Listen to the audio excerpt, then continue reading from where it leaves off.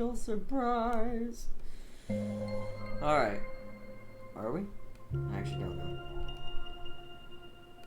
Let's find out.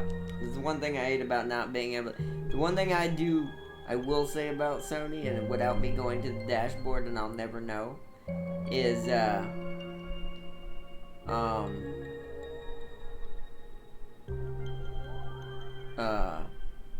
if I'm actually live when I'm live and I hit that button.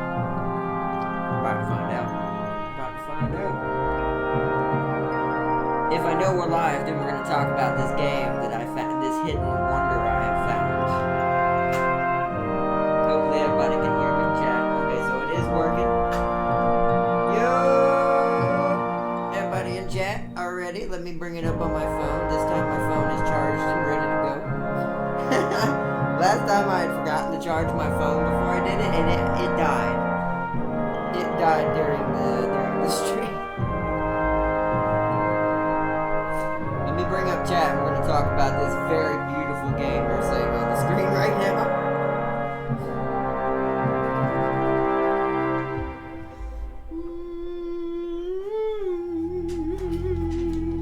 This is kind of a test game to see if y'all like this on the channel.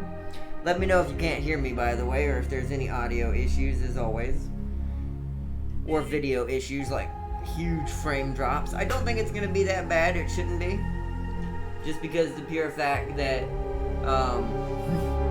the way this game works, as you can see, it's a very beautiful game, and the way they achieved this, the armor is dope. Yeah, the armor you sent me? Yeah, it really is dope. But back to what I was saying about this game. Before I started, I want to touch on a couple things about this game.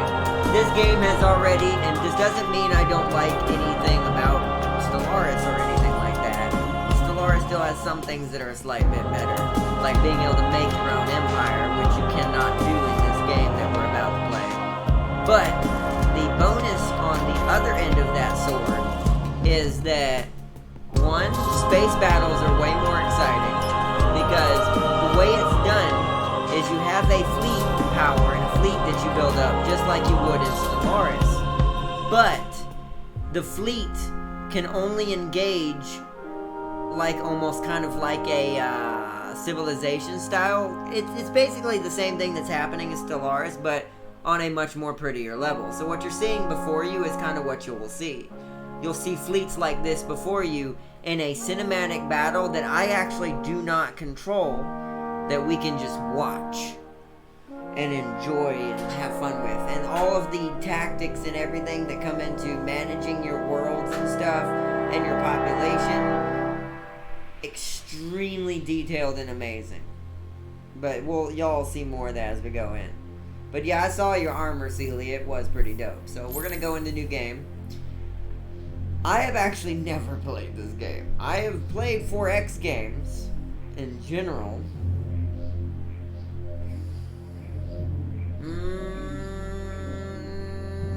I'll let y'all decide. Do y'all want to see a beginner? Today's episode is not the main episode, by the way. So you know what? We're gonna go. Oh, but wait a minute. This is tutorial, so it's not really the difficulty of the battle. So you know what, we're going to go beginner because I'm still new to this game, and it'll probably walk me through its specifics. We'll probably be thrown into a game, I would imagine, that's specifically done. Today's episode is kind of to show off this game more than anything. The main episode for this game is going to be on Friday. And it might be what's going to be put beside Under the visionary leadership of Emperor Zelivus, we have become a proud and powerful nation. This is the Empire. It is time to rise up, grasp our future, and seek our destiny among the stars. Imagine the future that we can build. Like it could be we shall construct great fleets. Wow. Send them out to make great discoveries. You're gonna like this. This is hilarious. They're like the Empire from 40K somewhat, just not as OP at all. But their behaviors. We will discover new sciences and new But life. this board makes them look innocent. we will greet new peoples Until you'll and see turn one in a them into minute. new It kind of patrons. gives it away. This one right here. Together, Now, we see, shall once it gets to leave this our point, you're mark like, on wait history. a minute. For together, And then you see crushed we can alien become skulls anything in the our next hearts one. desire. You're like, wait a minute. Whatever the cost. And now you'll get to see what it really Let us looks not like shy on this away planet. from the greatness that is our birthright. This is probably not who we're playing as, but we're going to be playing as, y'all know me. And we'll see what kind of horde and possible hive type style of character we can get. Congratulations, you're playing with the new Endless Space 2 content, which means I have tons of new stuff. Yeah! Yep, Supremacy, Penumbra, It is a time of great peace and everything else that prosperity for I the got. Empire. Usurpers have been vanquished. Oh no, it's gonna be small for right now. Disagreements resolved. You know how it is Wars dealing with new ended. games like this. Plus, I'm The streaming at Empire an awkward is time. truly My schedule's united. not set Now right now. is the time for your great nation. I won't, by to the way, forge be a path talking to over the this in the stars, future, but since to we're bring just your doing great this for civilization tutorial to purposes, other worlds, we're to and impress showing upon off any the other game's races beauty you and what it's discover capable of. that That's, your way you know, is the best way. why I'm talking over that. And even that last line, it's like to impress upon any other races that you discover that your way is the best way. That is such the Empire. I'm pretty sure Executioner would love this Empire. Okay. Welcome to Endless Space 2. In order to ease your transition into the seat of the Imperial power, some of the usual starting conditions, including unique faction traits, have been temporarily disabled, because we're playing a tutorial. Once you have gained a better understanding of the game's fundamentals, these features will be re-enabled. The endless galaxy is rich with opportunities, but also dangerous. And wait, we should give this guy a voice. What am I doing? What am I doing with my life? In order to survive this universe, you will need to build a mighty civilization that can conquer powerful foes. Your tale begins here, in the middle of the galaxy, in your home star system, do say. Use the scroll wheel to zoom in, or click on your star system to open the star system management screen. So much like Stellaris, you manage star system, but unlike Stellaris, it's not. You do manage individual planets, but the upgrades for the system are universal across all planets, and I'll show you what I mean when this opens. It's gonna be a little laggy because that lagged for me a little bit, but this game is new. But as you can see, this is where the civilization part of it kind of kicks in. This feels like it's more kind of like Stellaris meets Civilization, because on the world map, much like all the other games we've been playing, or the galactic map, it's turn-based. So it's not real-time like Stellaris is either, is also the difference. But when you go into combat and you initiate the combat, once again, you don't control the ships, but the combat is real-time. And how the AI wins and determines winning is not only, of course, your fleet size, but what kind of upgrades you have, what kind of tactics and technology you have. It's crazy. Yo, Gaming Prime, come on! Welcome to the new game of the channel for Tuesdays and Thursdays, coming up in next week. For this week, it's going to be on Friday and today as a show off, and we're going to play the tutorial and learn how to play the game. But welcome. This is basically Stellaris on steroids, but also mixed with Civilization. I say on steroids because, once again, the one thing that always bugged me about Stellaris that even Sins of a Solar Empire has done better in the past, space combat can get a little dull after a while, because all it is just whoever has the bigger fleet and best technology.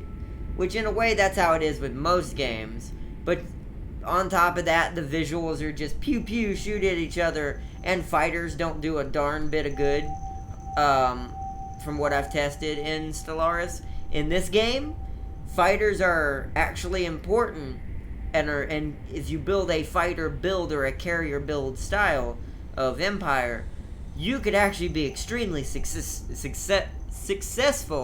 if you know what to put on your main carriers to defend themselves and stuff like that. Yo, Berserker, welcome to the new game. I decided not to get Battlefleet Gothica. Sorry about that, bro. I decided against it for now because it was fun campaign-wise, I could tell, but the only two campaigns that really interested me was the Necrons and the Tyrannid. So I'm going to kind of wait and see if they add an Orc one or something like that, because then there'll be 3 campaigns I would play back-to-back. So I'm going to wait on it for a little bit. Because it would devolve to me just playing multiplayer constantly. But I saw this game because it was on sale. I got all the DLCs for this game. Plus, I had enough left over money-wise to get the new DLC that just so happens is coming out tomorrow. I got really lucky with that. And that's what we're going to go show off on Friday, is the new DLC. I'm going to play as the new faction as our main playthrough. That's getting added with the DLC. Unless I find something better in our choices after we do the tutorial. We'll look when we start Friday. But I'm pretty sure I'm playing as the new people. I just read up on more Space Marine lore, and Space Marines are way too broken. Well, I mean, duh. I could have told you that. Even in their own universe, they can be a little OP at certain times. Only certain things combat them, like Chaos Space Marines. Hell, Orcs can combat them, but they have to be a really powerful WA, and they have to be really organized. Most time they're not, which is why they get brutalized sometimes. Necrons are another good choice, but that's about, like, other than those, like, even the Eldar, I don't know. I've seen the Space Marines butcher the Eldar countless times. And that's why. It's their natural armor and super soldier-like abilities they already have. Alright, let's read a little bit more into this. So, alright, back to my voice acting. Long ago, Drusei was colonized by the United Empire Starfaring Forebears. That's who we're playing as currently in the tutorial, by the way. When they settled on Raya, today it is the beating heart of the Empire's ambitions, but it can be made even stronger. To strengthen, you must master the production and exploitation of several resources. Only colonized planets' resources can be used. Yeah, so that part's not any different from Stellaris. So, as you can see, we have 2 other types of worlds. We are not going to be able to colonize these until we get a certain technology. However, the difference in this from Stellaris is I don't have to terraform these. It would be apt if you terraform them, because it'll make this. Hold on, can I?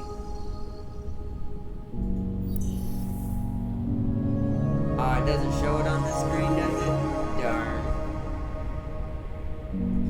What I was trying to do is show you, like, if you look at the bottom right, you'll see very bottom left, or not bottom right, I'm being dumb. At the very bottom left, you'll see what this planet produces.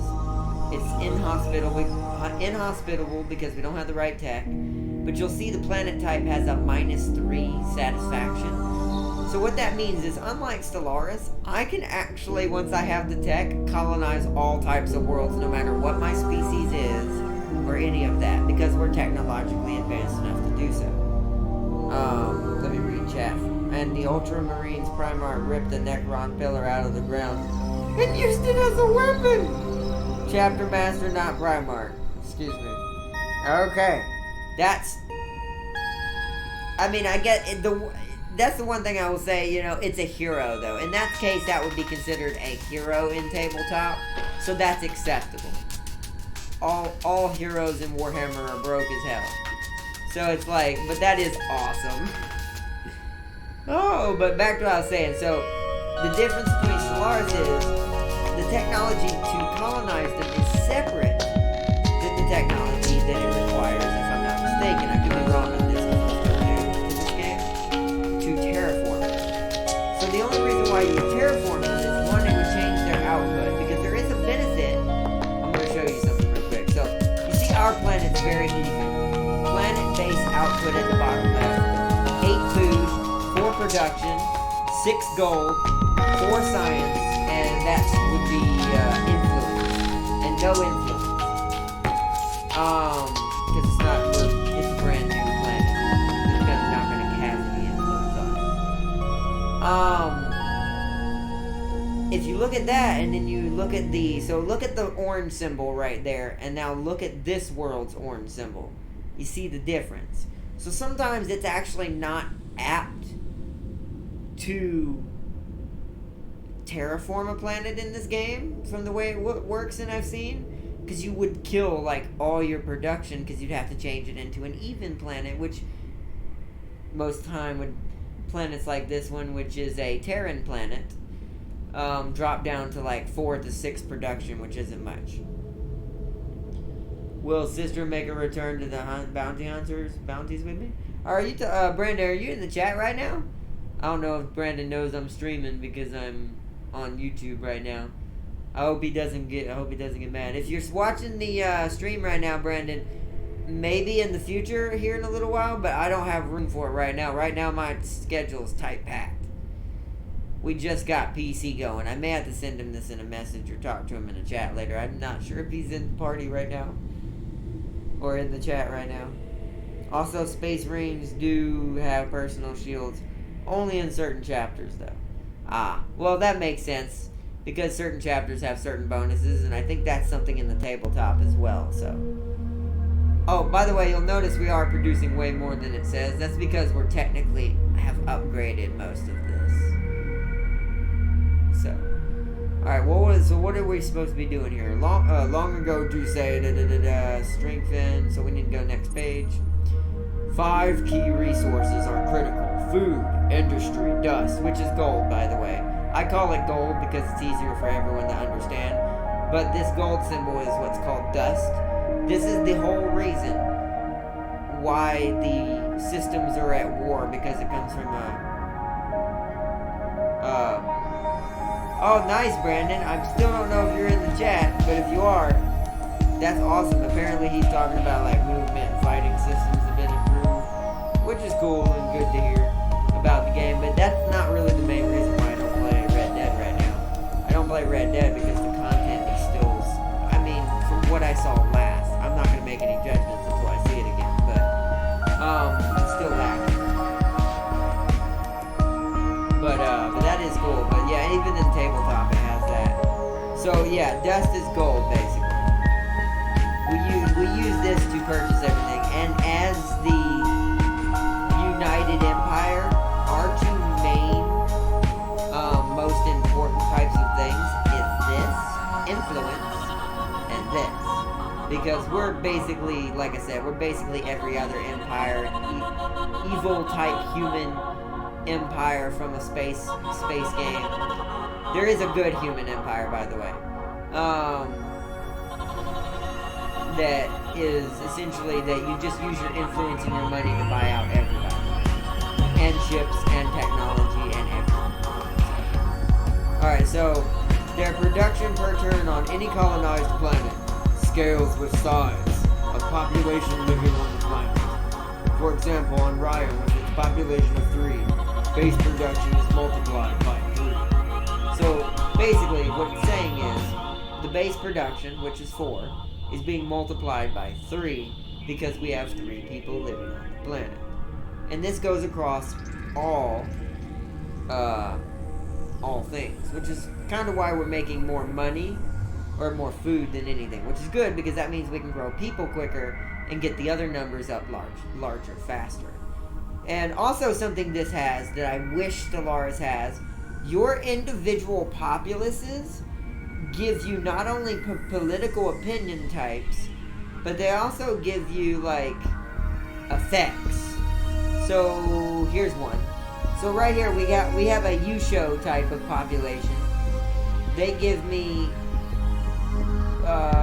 is there a way to select this? Maybe if I right click. Oh, right clicking takes you out. Okay.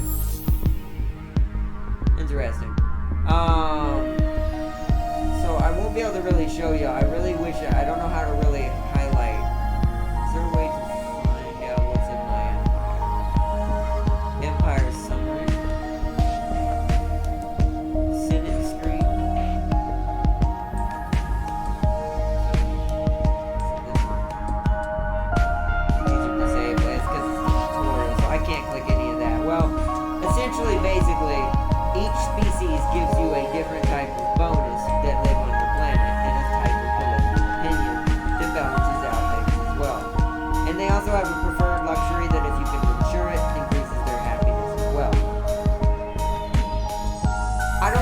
this game was. And also, by the way, this game's made by Sega. I never knew that until I found that out. I'm like, wait, what?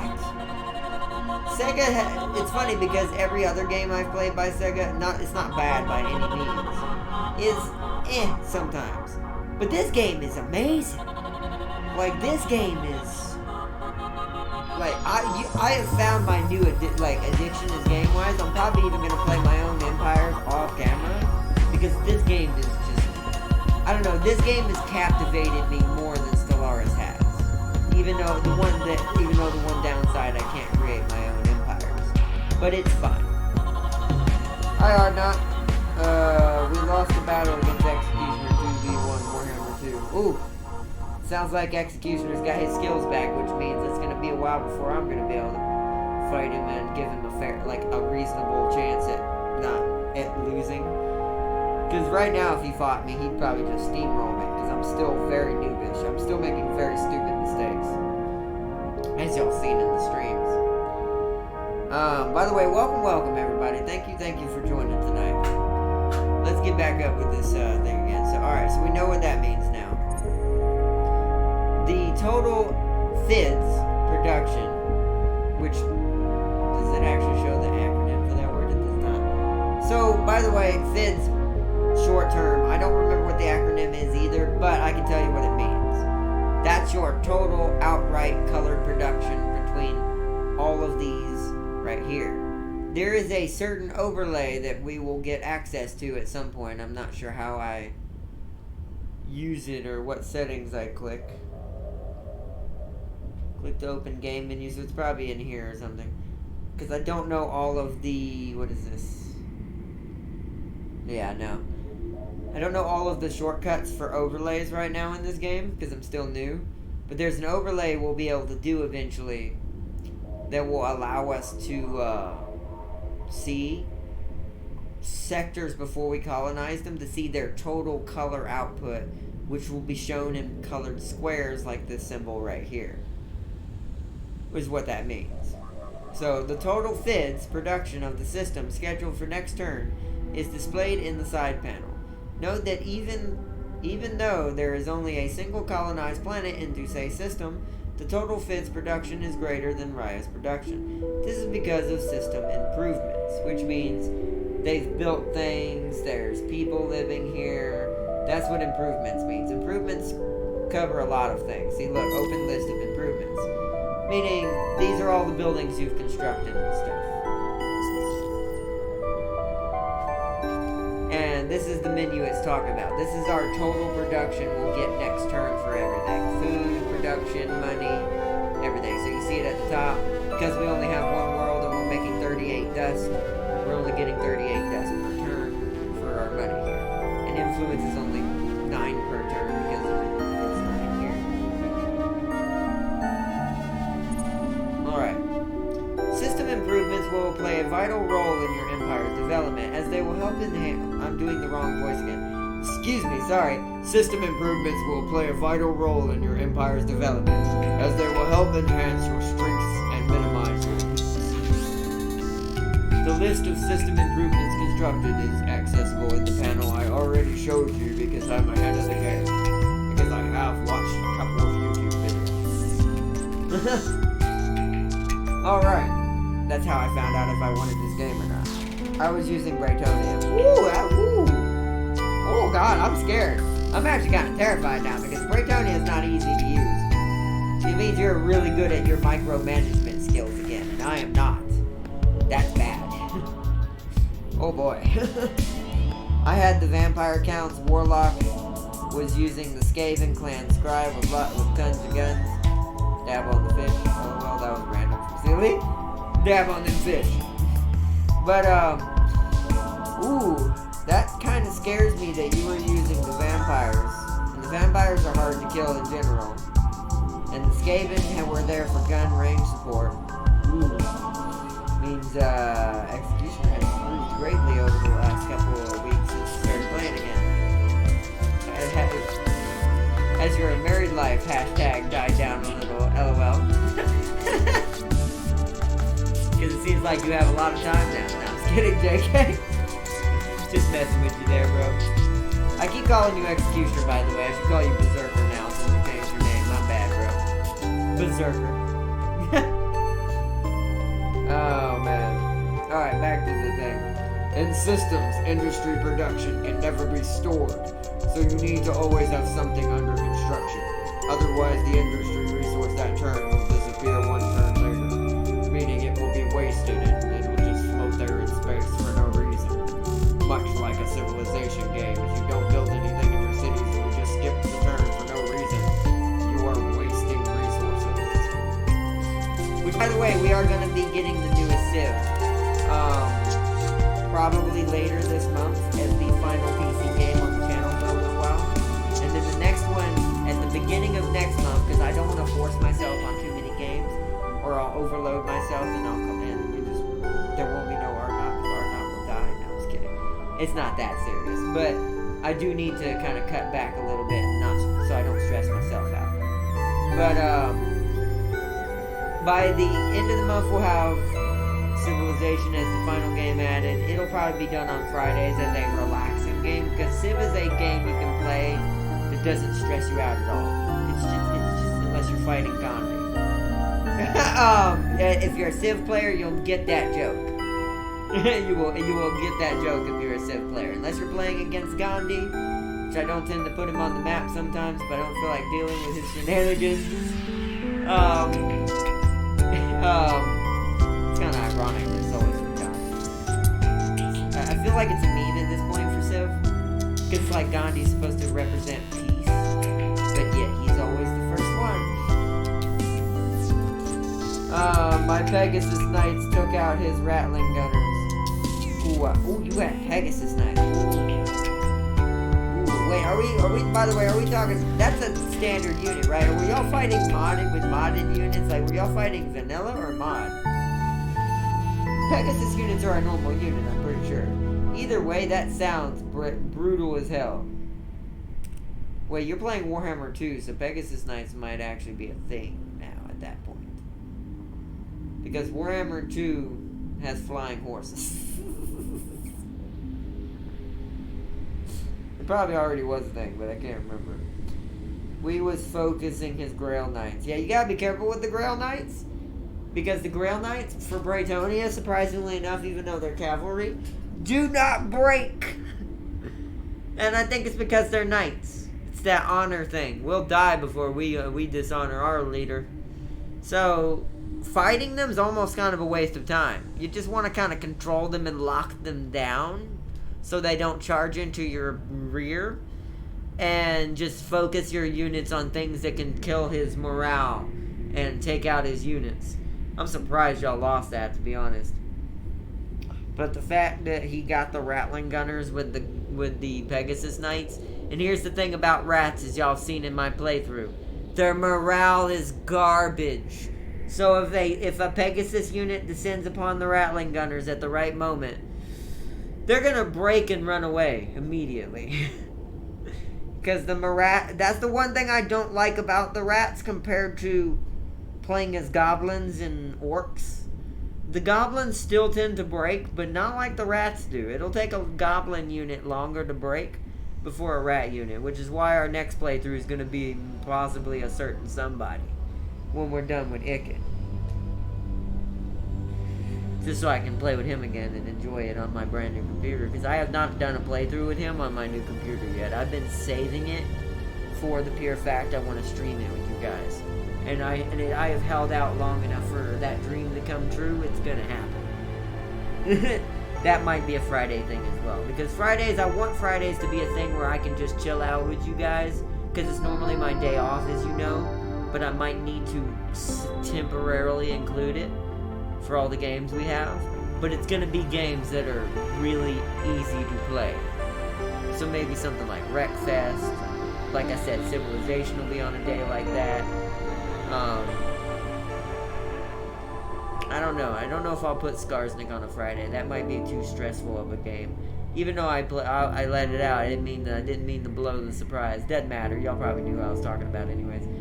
I don't know if I want, even though I'm good with him, I don't know if I want It would be good practice, but I don't know if I want that on Fridays. That'll probably just have to be a Saturday thing with Minecraft or something. Because Minecraft is coming back on Saturdays. I'm going to be joining back in with James. And also, one final update for Swagfire, Eevee, and any of my other Stardew Valley fans. Sorry I didn't do that tonight. It's not going to be done tonight. It is going to be done tomorrow night with Icket Claw in front of it. Because I wanted to do kind of a show off of this game and do a little bit of updating for you guys. Since the vlog won't be till Saturday either, because that's also going to be on Saturday like it's supposed to. I think the 3 main things are going to end up being on Saturday at some point permanently in my head are probably going to be Minecraft, Skarsnik, and the vlog. And then Sundays will maintain as World of Warships or Smite, Star Wars, and I'll figure out if I want something else with that right now. Because at the moment, Sundays are just Star Wars and whatever else. It's kind of my filler day. I use Sundays to do stuff I don't get to do anywhere else. Star Wars is the only constant on that day. So, I'll be doing these updates also later this week and giving y'all an official schedule during the vlog this Saturday. But back to chat and also the game. He even took out the artillery. I lured the infantry away from the gunners. I even took down Mad Scientist. The Mad Scientist with the Green Knight and a group of Grail Knights. Oh god, why did yeah. That's one thing I will say. Never engage Icket on cavalry. Don't stick him on cavalry. I found this out during our stream. If y'all go back and look at when I fought the Beastmen, and I sicked him on the Minotaurs, he killed the Minotaurs, and he almost killed the hero. But it damn near killed him. So, I have realized things that are really oversized to Icket, you kind of want him fighting with at least 1 unit of rats of some elite value or another. I think the best bet would be put some Plague Monks with him. That's what I'm going to do with my Icket Claw. Those Plague Monks are always going to be with him because they will tear up a front line with him. They'll probably hold a lot of my lines half the time, I would imagine, in future playthroughs, because they do not break as easy compared to most rats. And when we get Censer Bearers, they're going to replace the Plague Monks as the #Royal Guards of Icket, along with his gunners. Because you kind of... Rats are hard to play. They're the hardest empire in Warhammer 2 to play as, which is why I'm using them as my training. Because if I can get good enough at Warhammer playing as them, going back to Skarsnik and anyone else should be a walk in the park. Especially if we play Grimgor Boy at some point. The green man, the big black orc himself. That should be it. That should be like icing on the cake. We had Plague Monks, but his knights, Aaron, his knights moved around. Yeah, you gotta be careful. You gotta keep units together. See, and that's, you should have kept, what it sounds like is, Icket got caught off by himself, and then the cavalry and the Green Knight ate him alive. Because both of those are bigger than he is. If it was just the Green Knight, he might win, depending on his specs. Because here's the thing also why I don't, y'all have to correct me or not. Killed them. Yeah, see, but see, if you had kept Icket with them, they wouldn't have probably been insta-stacked.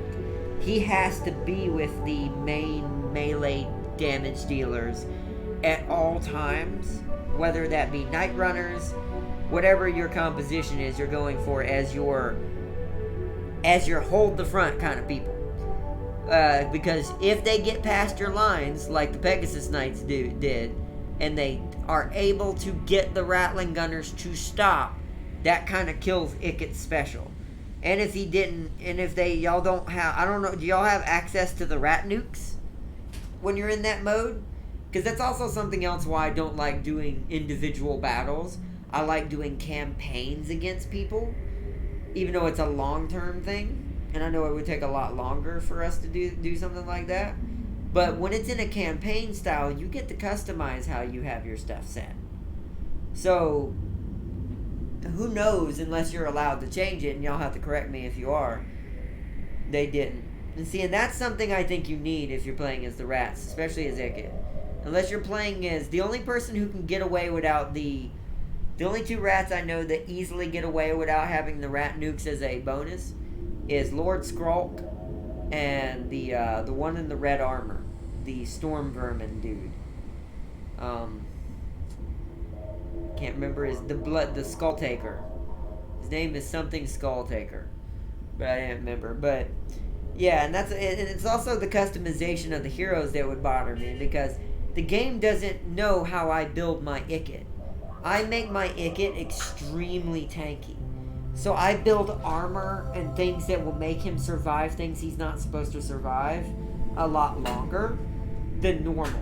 That's probably the only reason he survived that Beastman battle we had when I threw him into a hero and Minotaurs, because I didn't see the hero. I went back and watched the video. I didn't see the hero with the Minotaurs. If I had saw that, I would have not done that. I would have thrown him behind them and let him punch his way to them, because it would have been more efficient and less damaging to him. But I just threw him in the middle. But because I spec'd him to be a very tanky rat with his power armor, he survived it and basically killed both. He killed the Minotaurs straight up. There were no Minotaurs left. He killed all of them. And then he almost killed the hero too. So it goes to show you, it's all about how the build too. And that's almost why I don't like some of the multiplayer setup battles, because you don't get to choose that. The game has chosen what it thinks is proper for Ikit, and I don't agree with it. It makes him too squishy. Granted, he is a rat, but he's a rat wearing power armor, wielding a flamethrower and a spear with a warp-tip blade that also has a jetpack. It's like that, when you hear that, you don't hear, okay, that's not gonna be, I don't care how small that rat is, that's gonna be pain in the ass. So it's like, dang. Oh, so y'all are playing the Steel Overhaul. So that also might be killing Ikit in the process. Because the one thing is, that's another thing I don't play, is I play with vanilla. Even though I do like the Steel Faith Overhaul mod, as far as multiplayer, I don't think I'd ever do that. I would only play a campaign if we were going to do that. Because then with the Steel Faith Overhaul mod on campaign, I could give him things he wouldn't normally have. But in a straight up battle, hell no. I would never fight with it. I'd never use Ikit. Or any of the rats, probably, in that case. Oh. We are doing a co-op game. Well, yeah, but that still means the stats are still the same. That means the stats and perks you can pick up that the units don't normally have still exist in the Steel Faith Overhaul. Because some units were given perks in the Overhaul Faith, or the Steel Faith Overhaul, because there are some units that feel underpowered. So that's what the Steel Faith is for. But the problem with this is, once again, is it's all about the customization if it's on campaign. If you are doing a campaign battle, then yes. Then it comes down to who builds what. And not just units, like stat-wise, empire-wise, research-wise. This means technology is included too, keep this in mind. So it means Steel Faith technology is included. Steel Faith building chains are included that don't normally exist. Everything is very much beefed up in the Steel Faith Overhaul mod. The rats would probably, to me, I would bet the rats would be very hard to play in the Steel Faith.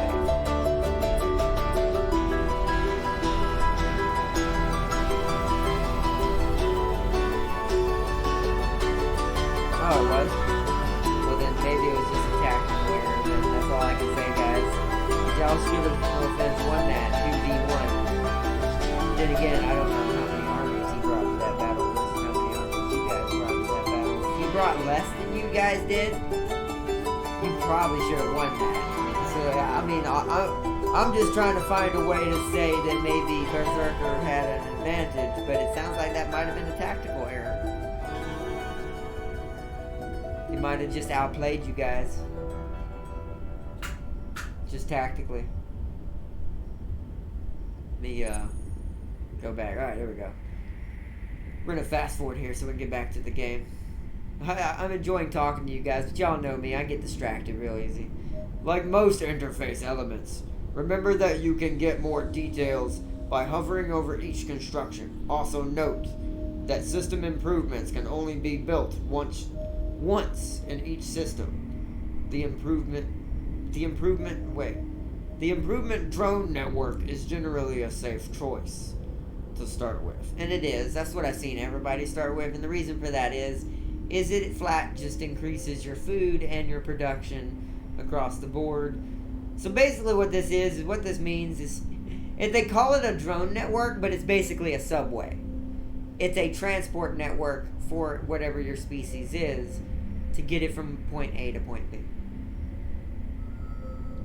So we're gonna go ahead and build that. Alright, I have added it to the queue.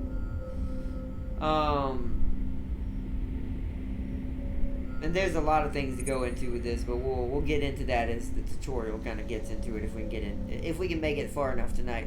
What I'll probably do is keep this as a separate series, this United Empire start on the tutorial, from one that we'll do later on Friday as our main playthrough. Because that one I'll just be building stuff and y'all may not know what I'll be doing. So I'm gonna use this as a tutorial video. And by the way, I forgot to explain production, this orange number right here, food, you can probably guess what it's used for. It's used to make your people grow. Meaning the more food you have, the faster population grows. Production, much like civilization, determines how fast you build things per turn. So it's going to take us 5 turns to build these drone networks. Are not. They are introducing crossplay on Smite for PS4. I heard about that, Celia. I'm actually quite excited about that. Click on the intern icon. Okay, well let's go back out in system management so we can see what's going on.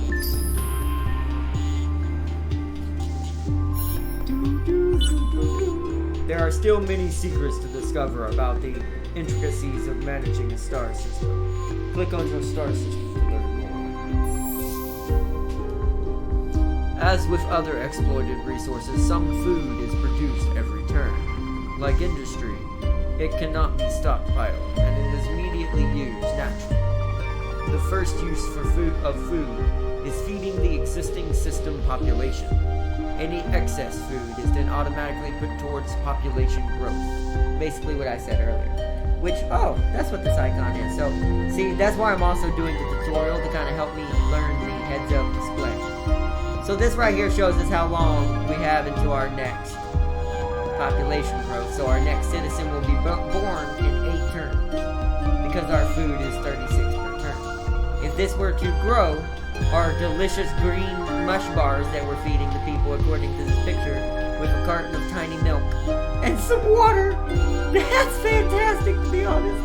I love this game. The artwork, by the way, as you're going to see as we go further into the game and do stuff, is beautiful. Like, this alone, if this doesn't give you any indication of the beauty we're going to see in this game, as we do anomalies and stuff. They're called curiosities, by the way, in here before we get to them, so you don't get confused. They're the same as anomalies and Stellaris. But I have fallen in love with this game. But basically, this shows how long we're gonna have until your people grow. If you highlight over this icon, the type of population which will appear when the growth gauge. So that's actually kind of cool. So if you hover over here, you'll see the type of pop you're going to get the next time it grows. We're going to get another, and this is something that I'll have to learn the icons for. We're going to get another one of our main people, which because we're horrible empire, we're getting more Imperials born. So we're going to have a more Imperial society born in 8 turns. That's cool. A bet you it's gonna tell me that here in a second, but you know.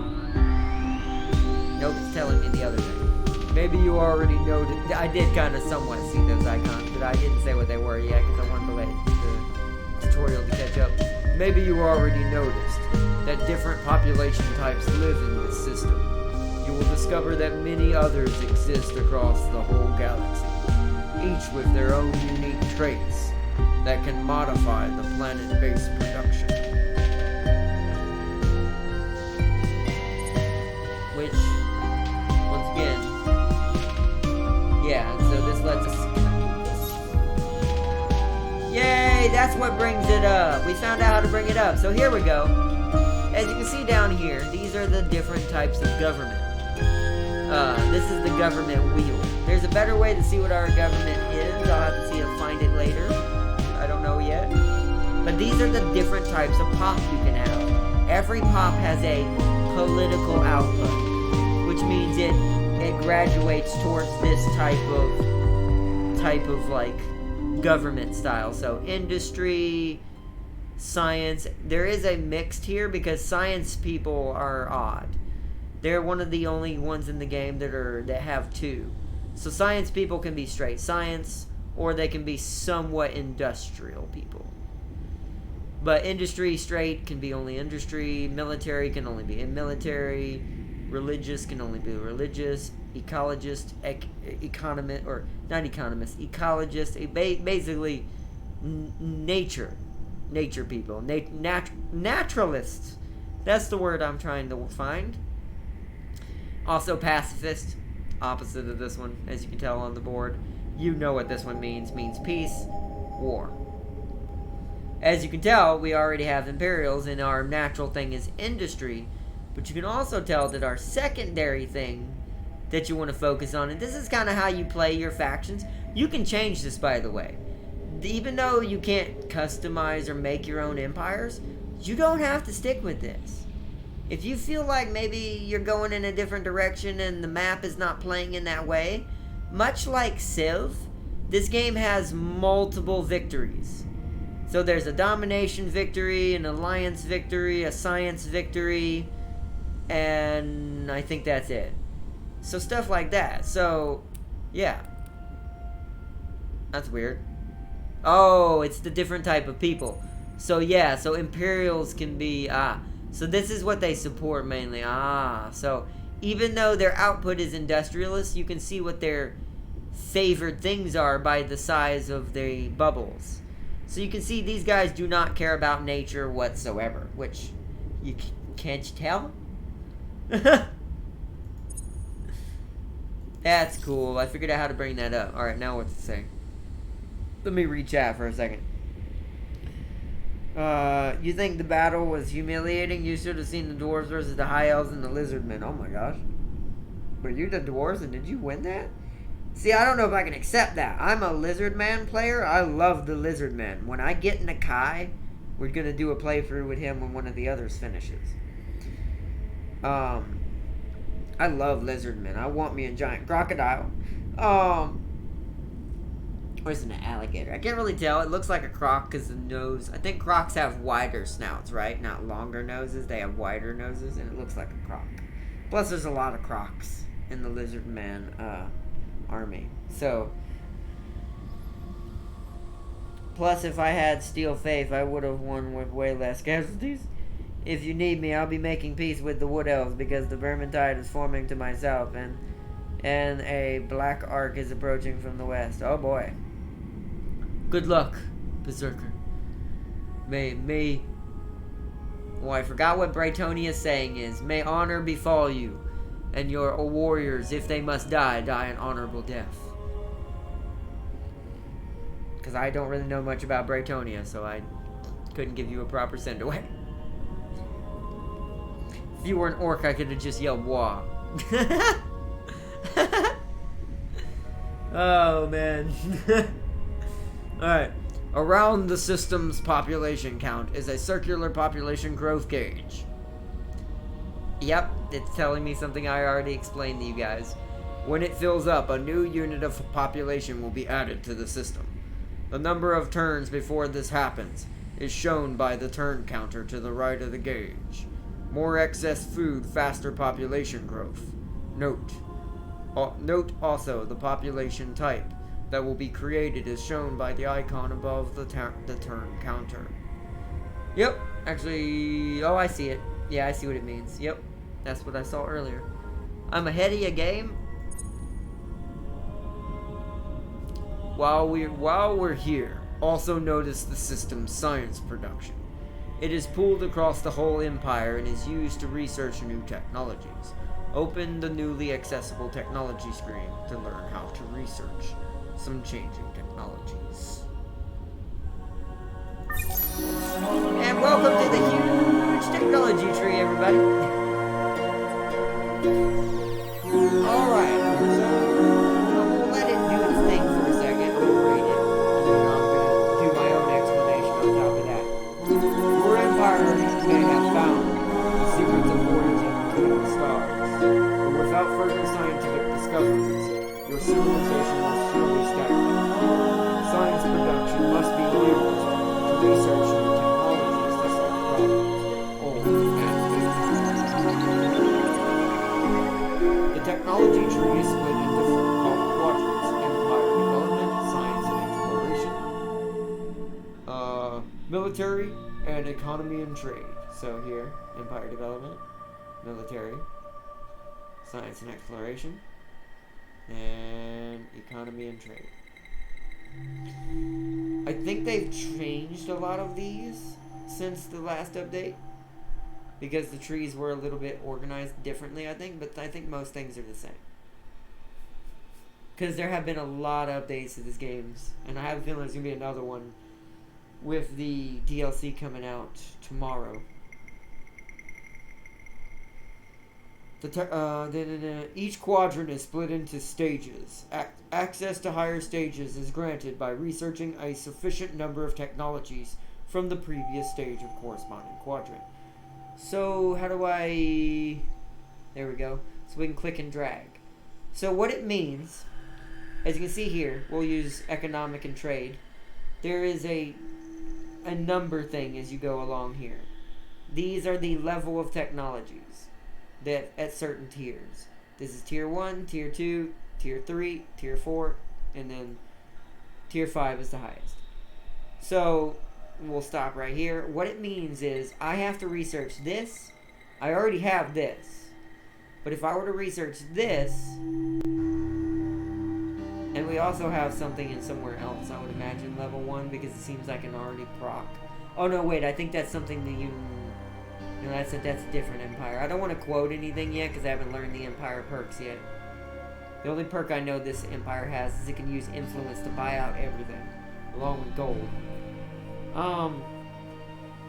So basically what it means, we'll use tier 3 to tier 2 to tier 3. So what I would have to do is research any of these tier 3s, 2 of them, to unlock this.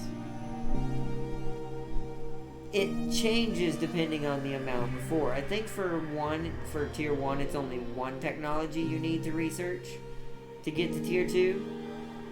And then, to get to tier 2. And then once you get to tier 2, it's 2 technologies. And then here it's 3. And I think that's what these are. And also, by the way, as you unlock technologies in each tier, you're also going to get perks. This will trigger once we're finished getting a certain amount. So if we research, does it say?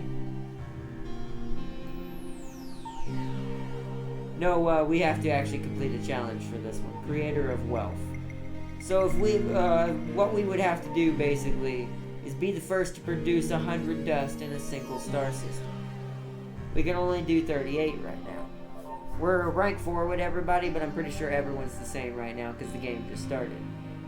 Some people might be making a little bit more dust than me, but that can be changed pretty quickly. Much like I said, like civilization. Nothing is set in stone once you start. You still want to maintain your factions passive somewhat as you go on, and kind of adhere to them somewhat, but you don't have to completely adhere to them. if it doesn't benefit you in the type of win you're trying to go for. So basically, once we produce a certain amount, once we have a system that produces 100 per turn, is what that means, this will be filled out and we'll get this as a reward. So we'll basically just get 75 titanium, which is fine. But the biggest thing is, once we research 2 technologies as well, we'll get these little passives that we cannot see right now. That will be added to our empire as well in each section. Same thing here. So for all of these. So each quadrant, so let's go to the next part of the tutorial.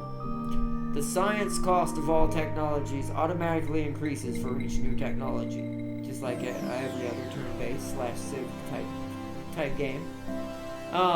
In addition, researching higher stage technologies also costs more science. Yeah, makes sense. Different technologies can enable very different effects. Some will grant unique one-off capabilities or empire-wide bonuses, while others will give system improvements or ship designs that need to be built in system.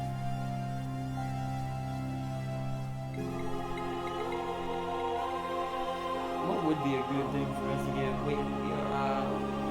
I'll have to look at it. This is for pacifism. We would get a system improvement, resource exploitation, +1 resource generation on strategic resource deposits, open access to luxury history. That's not really important. What is this? We'll probably get one it wants me to do anyways. Hover the mouse over the side elements of each technology for details.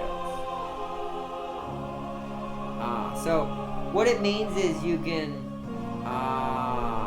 okay. So, yeah. I can look to see what these do. So we'll be given an improvement building for dust. That would be... See, this would be good to achieve this. If we were trying to go for this, be the first to produce 100 dust in 1 star system per turn. This would increase our dust by 25 per system level and 3 per civilian living in that system. Like, just straight up for the whole system. So that would actually be a good start. But once again, you can also gotta watch your technologies, because much like everything else, as you can see at the bottom left, there's a political impact. So this will start to change your style of play towards what you're towards what you're trying to go toward, towards what you're trying to achieve. My stuttering all over the place. So it wants me to do this one, which makes sense for our type of government, to be honest. Because look here, most of it, I bet you, is... yeah, political impact industrialist, which is what we are. We're going to be making more, and basically it's going to be improving our industry a lot per system. If we build this in that system, by the way. This is a building. We would have to build this for the system to use it. And you can see it's upkeep. It's actually got Emperor's Will on it, which would give us influence straight out. I think from building this is what I think that means. Because it's giving me a plus 28. So I think that means the influence, which is a big thing for this empire, because it's all about the Emperor's influence. I think that means it would also increase our influence per turn. I don't know. Don't know enough about that. We're going to go ahead and select that to research, because that's pretty good for us. And I'll read the tutorial after I check chat. He beat us and killed Grimlock and punched Alariel in the face. Oof. That sucks. That really sucks. Food and industry related technologies are usually a sensible strategy to begin using your science. You can recognize the elements related to these key resources thanks to a color code. Select a technology to research. I have. Also, I want to say thank you for the toes up buttons. everybody that everyone's left, and thank you for joining in general tonight. I know it's been a crazy last couple of weeks.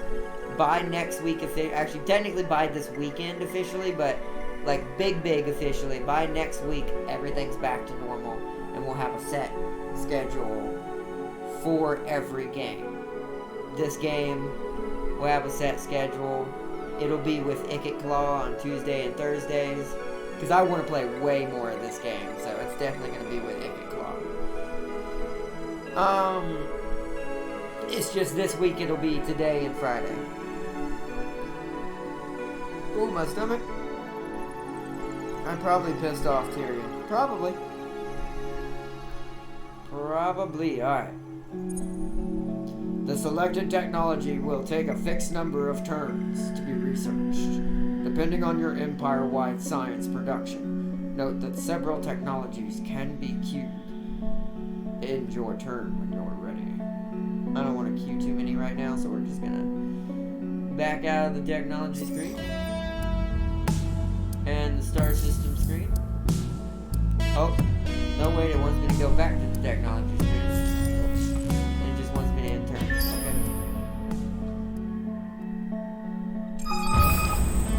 Okay.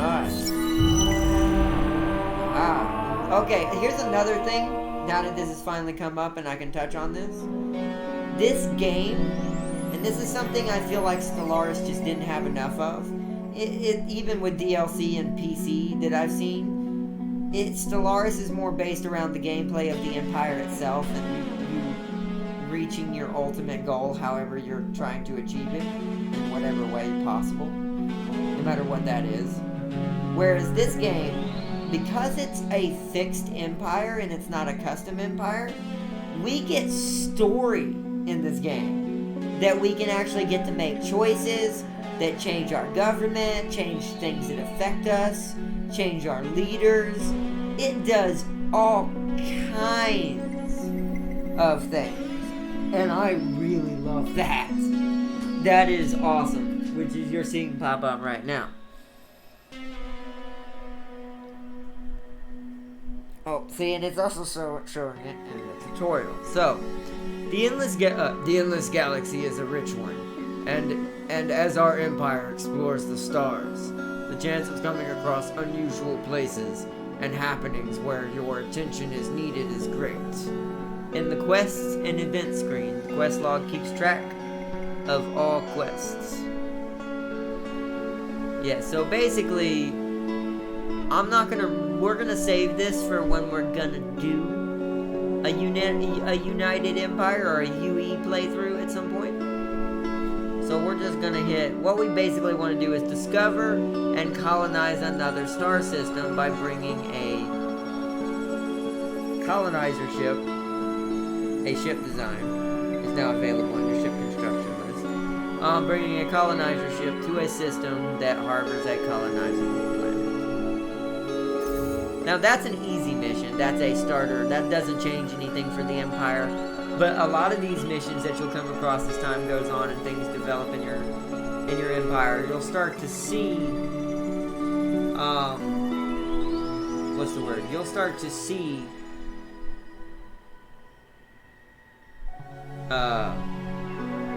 different stories unfold and stuff. It's really awesome. Arnett, did you hear the news? Homeworld 3 is coming out. Oh, I know. No, stuff like that I always know, Berserker.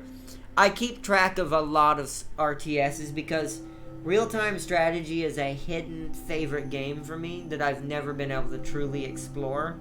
Because I've never had a computer to truly explore it because there's no good console RTSs that don't get gypped half the time except Planetfall.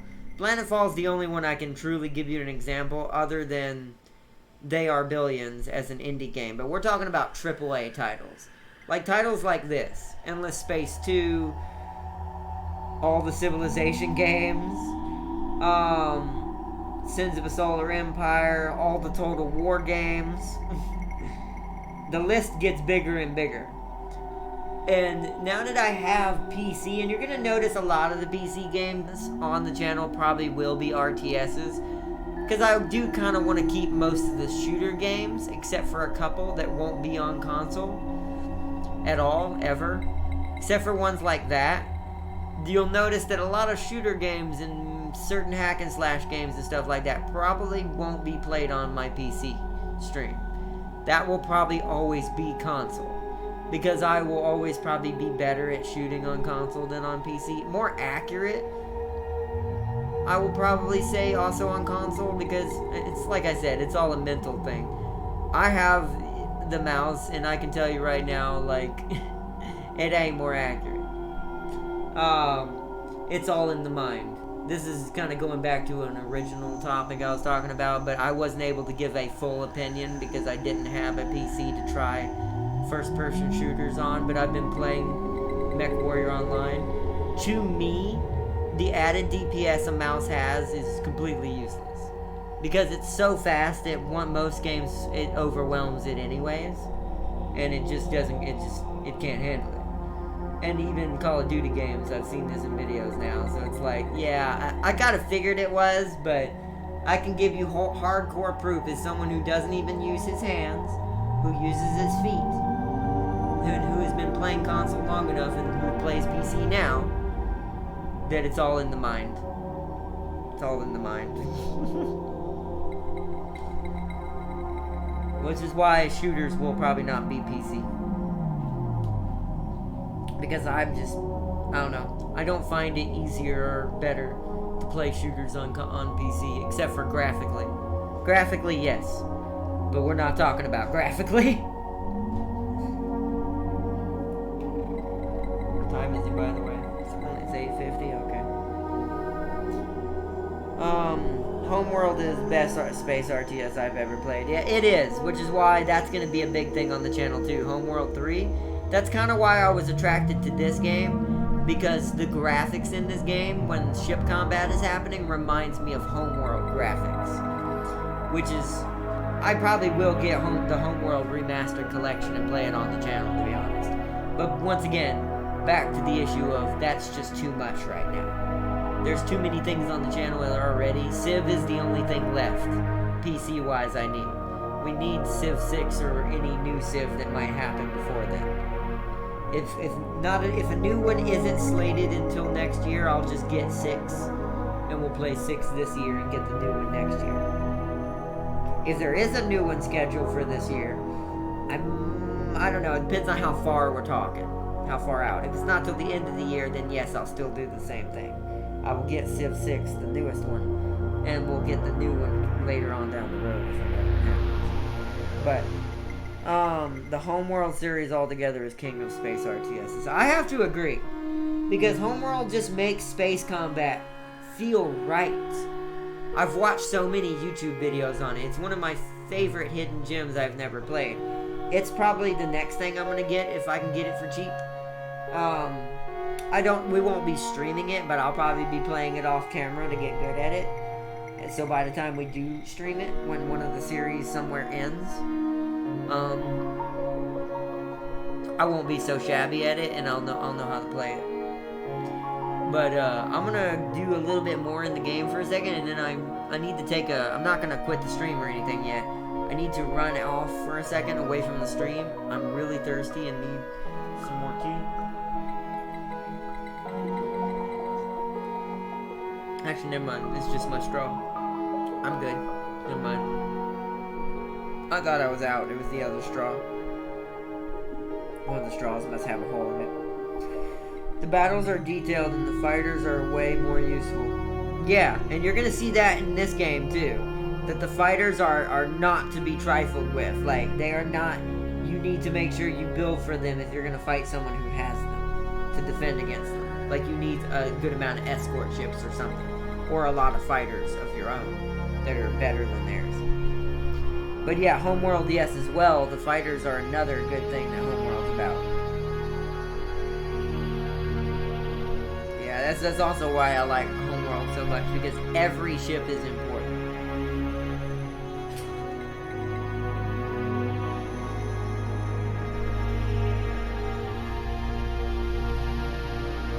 Alright, right click to step back through the menus until you get the galaxy view. That's cool. So, okay, so that's cool. I was wondering how they were doing that in the videos. That's easy. That's what you call elaborate controls. All I gotta do is left click to get inside, then right click, get back out. Left click, right click, left click, right click. That's probably annoying. I should stop doing that. Oh boy. But I had to. That's actually pretty amazing. And you can target subsystems. Yeah, that's the one thing I'll say you can't do in this, but here's the thing. The ships do have subsystems and can be targeted, but I can't target them. You'll see when we ever do get, like, combat in this game, we probably won't get that tonight unless the tutorial just forces me into a combat situation. I kind of hope it does, because I want y'all to kind of see what I'm talking about. Because I don't get to control the battles. They're still, in a way, like Civilization, auto-generated for you, but you get to watch them do it, and it's real awesome. Once again, this game's all about the beauty, and that's why I got it. But Homeworld is all about actual tactics. That's why, as an RTS, I would rather have it for Space Campaign. Because of what you just said. The fact that you can target subsystems is so brilliant, and the only other game that's done this, which I don't understand why, is Star Wars Empire at War. And I have that game, by the way, the Gold Edition, if anyone ever wants to see that flashback.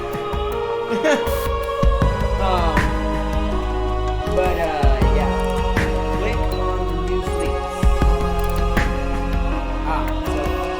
So when you're on the world map, your fleets are represented by these holographic, I'll zoom in so you can see it, these holographic, like, Tron-looking outlines. This is just for the overworld, trust me, the ships don't look like that.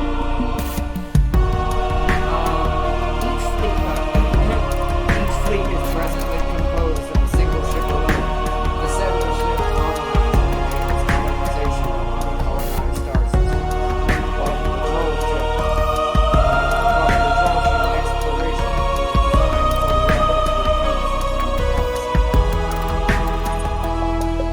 Note that the fleets will always be visually represented by the strongest ship within their number. Click on the fleets to examine their composition, and hover the mouse over the revealed ship to get a more detailed tooltip. So, Heroes Navy. So this is our colonizer ship. This is our exploration ship. Even though they both say Curiosity Power. Oh, that's just the whole fleet together, I guess. I'm confused. No, that's the ship itself. They just have the same bloody name. And that's something also you'll notice. Click on the fleets to examine their composition and hover your mouse over the revealed ship to get a more detailed tooltip.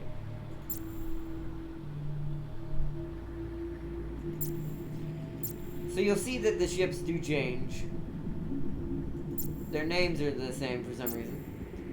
But this one's for exploration, because it's got the little thing right here. And more than likely it's been outfitted with it.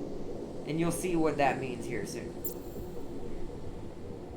Click on the fleets, and then one after that. All fleets share a number of attributes that determine their effectiveness, and which can be improved by researching new technologies or utilizing better ship designs. Command points determine how big a fleet can be, each ship requiring a certain number of command points. Yeah, so this. The command points of this ship fleet over the maximum capacity of the fleet. So yeah, so this is, oh no, that's Duce. So this shows you the capacity, so we can have things up to worth 4 right now. We have one that's worth 1 right now. Fleets are also smaller in this game, I will say, in a way, or in comparison to Stellaris, because the way combat is run. That's also a big difference. But you can still get pretty sizable fleets fighting each other that look really beautiful in combat. Movement points determine how far the fleet can move along the star layers in a single turn. 4 fleets with several ships This will be determined by the ship with the last movement points. With the least movement points. Not last. Health represents the sum of the health of every ship in the fleet. Okay, now it's time to strike out from your home system to discover a habitable planet to colonize. For now, galactic travel for fleets is limited to star lanes. So yeah, what he means by that, which I love this, technically Stellaris did change that in future updates.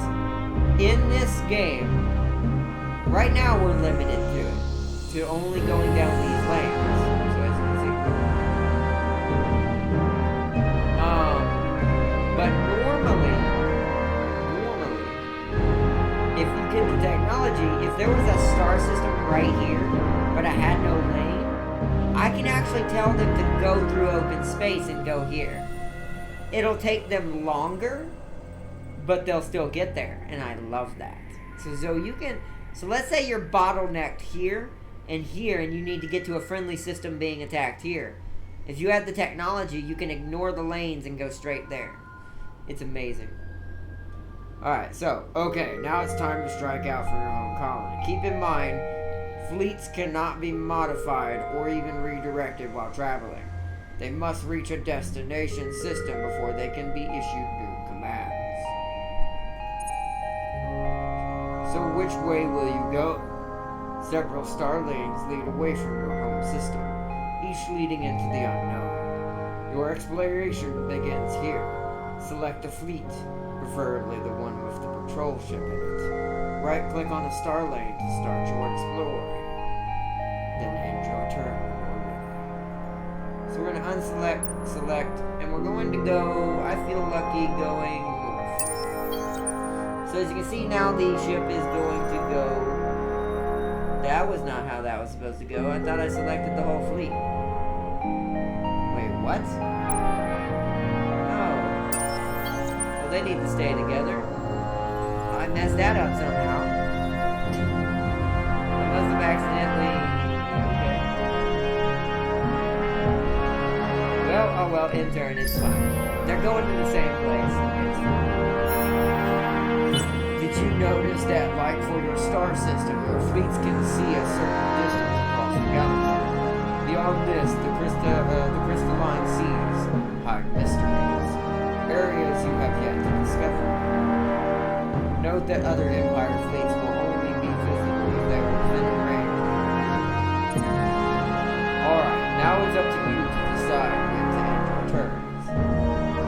As a guide, you should always remember to check your fleets, your system constructions, and your technology kit. Idle empires do not conquer the galaxy. Keep up the good work.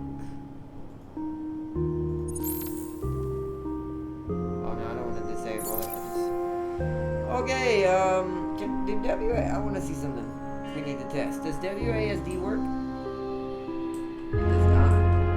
So that's the one weird thing I will say about this game. It's kind of odd, but it makes sense because you can just zoom out and do this.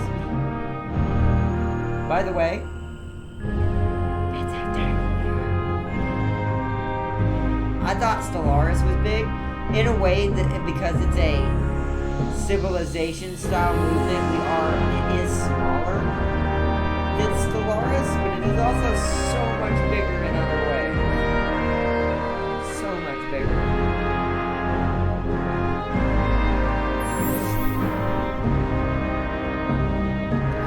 So now at this point, it's up to me what I do. So this gives me plus 16. This gives me plus 28. It's an ecologist thing. This gives me approval, which is also a very important thing, which is here. This is also something that I know from the videos and the tutorials that I've seen on YouTube. That this right here is a big thing for this specific empire that we're playing as. Just because of the pure fact that if this is at ecstatic, meaning 100%, your influence gain is doubled or something like that. like, you get an insane amount of influence. So I think what we might do, what is this? That's science first and gold output. That is...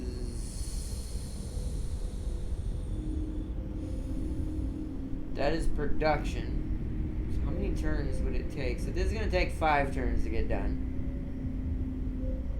This will take 8 turns, which is ironic because it's giving us more production. This will take 8 turns. So I think the thing we would want first after drone networks, because this is going to give us a flat production, is this. And then this. This. And this will improve as things improve down here. So.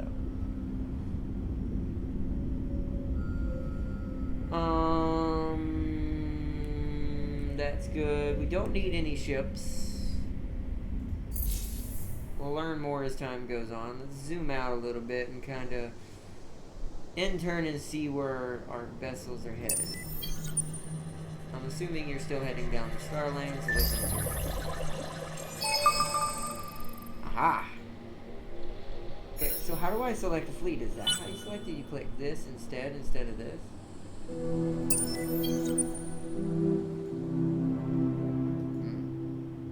That's something I'll have to learn. Otherwise, creates new fleet from the selected ships. Ah, okay. I mean, that's fine. We technically don't need these guys to be in the same spot right now. But, alright, so I want to show y'all something. This is the first time we've discovered this, right? Watch this. Okay, so, as you can tell, it gives you this beautiful pan over of all the planets. Shows you what they're kind of good at, what type of worlds they are. There's only 2 of them. And now we've discovered our first anomaly. What ship is this? This is the, what's it called, ship. So, what happens? Did you notice that your explorer vessels can come equipped with automated probes? No. Then let me explain. One of the uses of automated probes is to help you discover the galaxy. From the explorer's fleet action, which is the one I just clicked, fleet action pane. Select the launch probe action, and then send your mechanical emissary off into the unknown by choosing a direction away from the known starlings. So we can do that. So let's do that real quick. Oh, it won't let me. I have to do this first. First, let's do this. So, as you can see, we have a life form anomaly detected. Meaning we're going to discover some kind of life form anomaly. I keep saying anomaly. As you can see at the bottom left, under life form, it says curiosity. Let me go back. I'm back. Never try to punch a space marine in the face, because the moment you wind up an arm back punch, will be in your balls faster than you can take a breath. Yep. But as you can see on the left here, we have found a life form curiosity. Curiosity, much like in Stellaris, is an anomaly. If we analyze this, which is way faster in this game because of the way the game works, because it's per turn, we use our motion, aka our movement, to launch our probes. Because I think our probes are either worth 2 each or they're worth 1 each. I'm not sure. I think they're worth... I actually don't remember. But we're about to find out. So we're going to launch the probe and you're going to see what happens. You're going to see something, the first instance of why I love the art in this game. Let's launch probe. So, as you can see here, this is a bad example in this case, but just all this artwork of these different things, because the reason why it's kind of a bad example, the only thing we got was a resource. When you find a resource on a planet, or a deposit, it's usually this picture. It's always this picture, so it doesn't get any fancy pictures. But if it's like a life form, or something special, like an actual life form, like a sentient or animal life form, it'll have a more graphical picture. But this right here, oh man, so beautiful. Whoop, I didn't mean to do that. So basically, we found some grapevines. This is going to increase popularity on this system if I had the ability to inhabit an arid world. We're going to be colonizing this one because it's colonizing. But, yeah. Let's track back. What am I missing? Well, it wants me to fire a probe. So I'm going to zoom out real quick. What it's saying is it wants me to launch the probe. What this does, and I'll zoom out, it's going to fire a probe in whatever the direction I'm aiming at. And if the probe comes across a system or flies through a system, it'll show me out in the distance if that's like worth it. So they're like there's a lane leading here, for instance. Let's fire the probe here. So now you'll see it's firing somewhere. Aha! I'm dumb. So now you'll see we have a probe flying through space, and it has its own vision around it. As it goes by things, it's going to show us things in that area. So awesome. Learn how they can transform your fortunes by opening the economy screen. Okay. Luxury resources. So yeah, what we found, the grapevines. Nobody knows why certain miraculous specimens appear in the galaxy in some places, and not others. But what is certain is that luxury's resources can change empires. With up to 6 unique specimens able to exist in the galaxy, they are automatically exploited from your planets. They have revealed luxury deposits. Other means of acquiring them include exploring curiosities, completing tutorials, or completing quests, and diplomatic exchanges, and buying them on the marketplace. Luxury resources can be used for many things, most notably upgrading your star systems. In order to start such system development projects, Stage 3 of Economy and Trade Quadrant Technology Tree must be reached. So yeah, at some point we can do like specific system developments, much like Stellaris. We can specify, oh, I want this to produce this more than this, or da-da-da-da-da-da-da, stuff like that. Okay. I'm assuming we can backtrack now. Yep. Okay.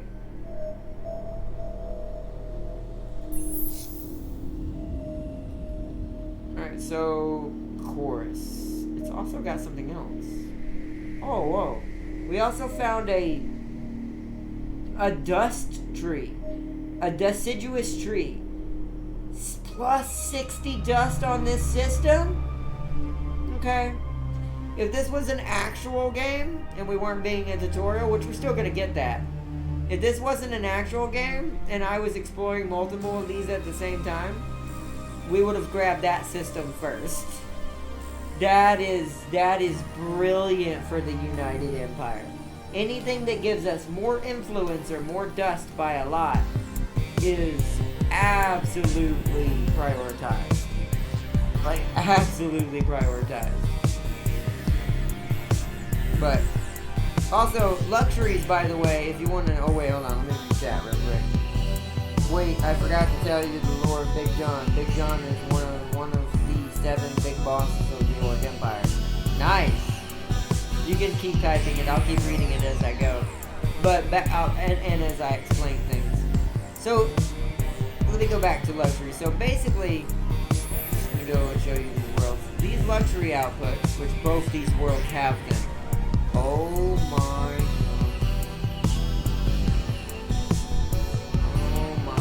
god. So there's a plus 60 in general because of these trees in the system if we zoom out. So if we zoom out, you'll see right here, tells you as a whole plus 60 on system. And then there's plus 4 of it inside of the system. Same thing here, 15 total influence gained from this system per turn. Or not influence, happiness.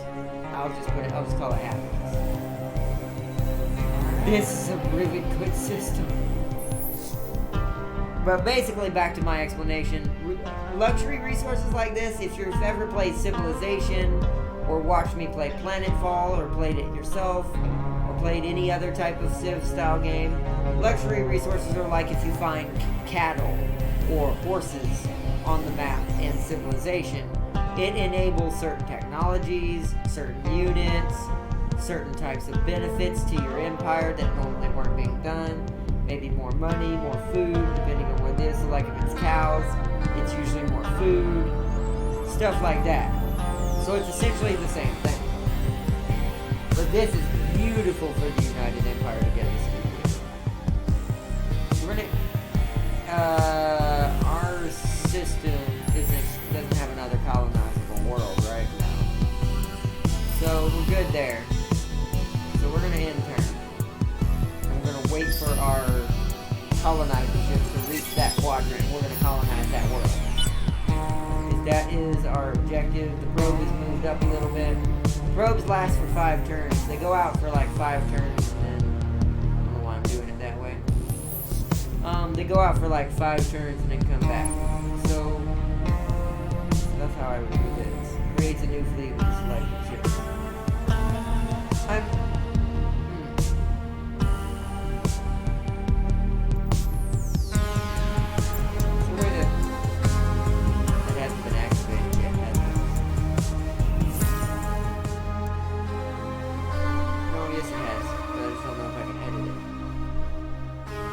Military status screen.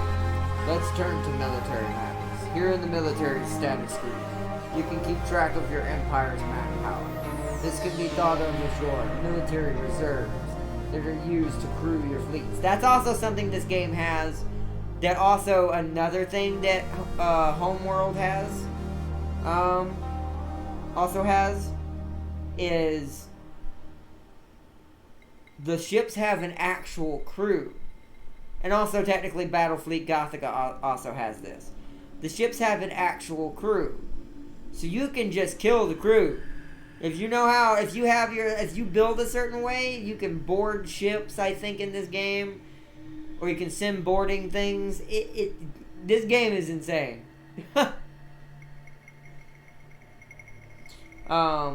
This can be thought of as your military reserves that are used to crew your fleets and defend your systems. And it's also used for ground defenses.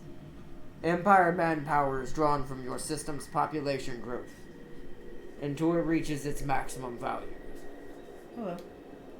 Doing that game. Awesome. It's good, I love it. I'm loving this game. Secondly, the fleet list enables you to track the status, composition, and upkeep of all your fleets in your empire. Click on a fleet to reveal the individual ships in that fleet. Note that you can double-click on a fleet to locate it on a map. So boom, and there. See what I mean about beauty?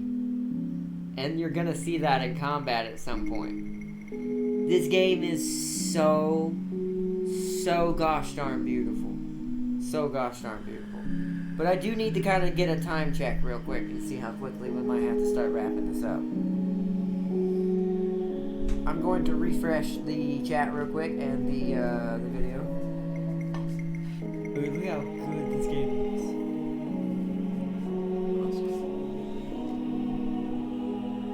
Well, you can't go by that. The stream on the PS4, when you're watching it and streaming it, it doesn't show the full quality. But if you wait around a little bit, I don't know what you're about to do. Well, I want you to come back in here after you get on the stream. Just the beginning, like, menu. It's insane. This game, I love that my computer runs this without any problems whatsoever. Like, it's insane. I was a little worried because of how beautiful the game was. I'm like, is mine even capable of that? Like, but it is, and it's awesome. Let me reopen chat here. But I'll bring you back. I'll let you know. Because I'll probably... I don't know what I'm doing. I love you. Call me if you need me. 1 second. second, everybody. I'll pull the stream back up. I have to see how long we've been going because it is getting late. And I do want to start making these streams earlier, by the way, just so that way everyone can get a fair shake. 95 minutes. So about an hour and a half. It's not too bad. Let me go back and read the lore real quick. Big John got his name after encountering a powerful Terran mech pilot called John. Insert last name. Who nearly wiped out his entire wad until Big John managed to outsmart and kill him. Is that whose mustache he's wearing? Is that what the lore is? That the human hair mustache is the original pilot of that mech? That's great. I hope that's what that. If y'all don't have that, that's what it totally should be. Big John took up the name John and took his hair. Yep, I just read it. Never mind, I'm dumb. I should have just kept reading. Big John took up his name and took his hair to make the mustache because the human named John. What? Because the human named John, so he took the big John and used his hair to make his mustache. So he basically was like, oh, this human was really OP. So he took everything in honor of like, I beat him. I'm now Big John. Oh, that's great. I love orcs. Orc logic is so fantastic.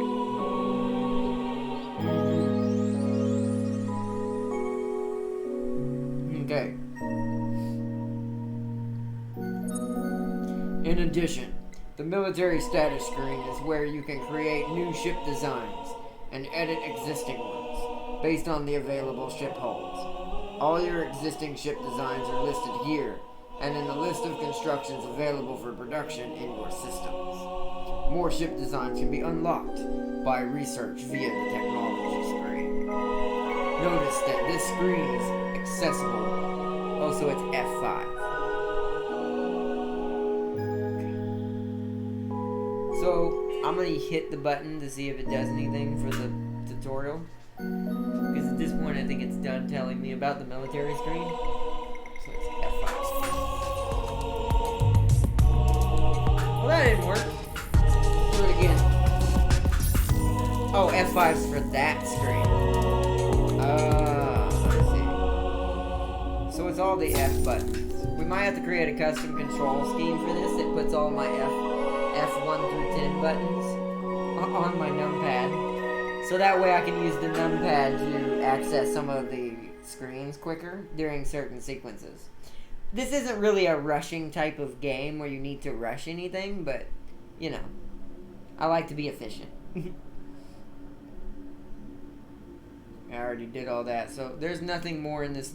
Technically, the thing I want to do is this. I want to show y'all the editing. Give it a lot closer and kind of how this works. And took his mech. Oh, and he took his mech and his big DACA cannon. Also, John had a wife and 3 kids before. Oh, that's horrible, bro. I mean, it's an orc, though. I don't really expect any better, to be honest. It's still an orc. So here's the thing. So that would be what? Support modules. Okay. Alright, so I'm going to show you how ship designing works in this game. Let me let the tutorial do it, and I'll also explain it. Slow down, Starfarer. Right now, only civilian ship hulls are available to be used in ship designs. Come back on this screen when you have unlocked a military ship hull. You don't want to be charging into battle with the wrong ships, after all. You can research new ship hulls in the Empire Development Quadrant of the technological screen, for example, thanks to efficient shielding. But what I want is to see this. So we could give it more engines. We could make this thing super fast. So every type of... Can I actually... Nope, that's not the right button. So, alright, so you saw I pulled that off, right? These are support modules. Empty ship module support. So... what that means is you can only put support modules in here. there. So you can put anything in the support section in here. So any of this. We've already got a colonization module, which you're only allowed to have one anyways at a time, because the game doesn't allow you more. So what you'll do is do this, and it's fine. If you wanted to make the ships faster, whatever, you could I could just slap on another engine, and we could fly around the galaxy with our scout ships like nobody's business. This is the settler, so I'm not really eager to do that with this because it doesn't really help us. But I wanted to show that off. Alright, almost there. By validating this colonization, your settler ship will be disassembled after sending your population to the planet. Yep. So we want colonizer, and we want to colonize this world. So you'll see the colonizer lands on the planet, and we're gonna get this beautiful cutscene. This is what I was talking about. Oh, I love this game. Now you get to see what the world looks like. Like, the game is so beautiful. It's so beautiful. I love this game. I am instant. This is going to be my new obsession, PC-wise. So, as you can see, colonizing in this world is very interesting. So, what we could do is this is the benefit of being, by the way. As you can tell, right now it's going to take 28 turns because we have to send food from our original colony. So, it's going to take quite a while until we can get some really good growth. Now, your colony, it's not actually going to take 28 turns, by the way. It depends on how long and how far away your food ships are from whatever world is sending them from the closest. And you see, there's none right now, and I forgot how you do that. That's something we'll have to learn together. But in this case, although it might teach me anyway, so I'm going to let this thing do it so it can walk us through the process. So, well done. With an outpost established, migrants will begin to arrive on your new world from the Empire in form of automated civilian ships that you cannot control. Once enough of your people have arrived to form a single population unit, that outpost will become a colony, and that system will be yours. Now, there's several ways to speed this up. Be weary, though. Another empire may set up a competing outpost. Use outpost actions to incite faster migration rates, and make sure you're the first to establish a colony. So, if we select this, we can start sending food and make it faster. But in this case, there's no point because we have money and that's what we're using it for because we're the UE. So with the UE, just like I was saying earlier, we can pay to shrink that number down substantially, like hugely substantially. So what we're going to do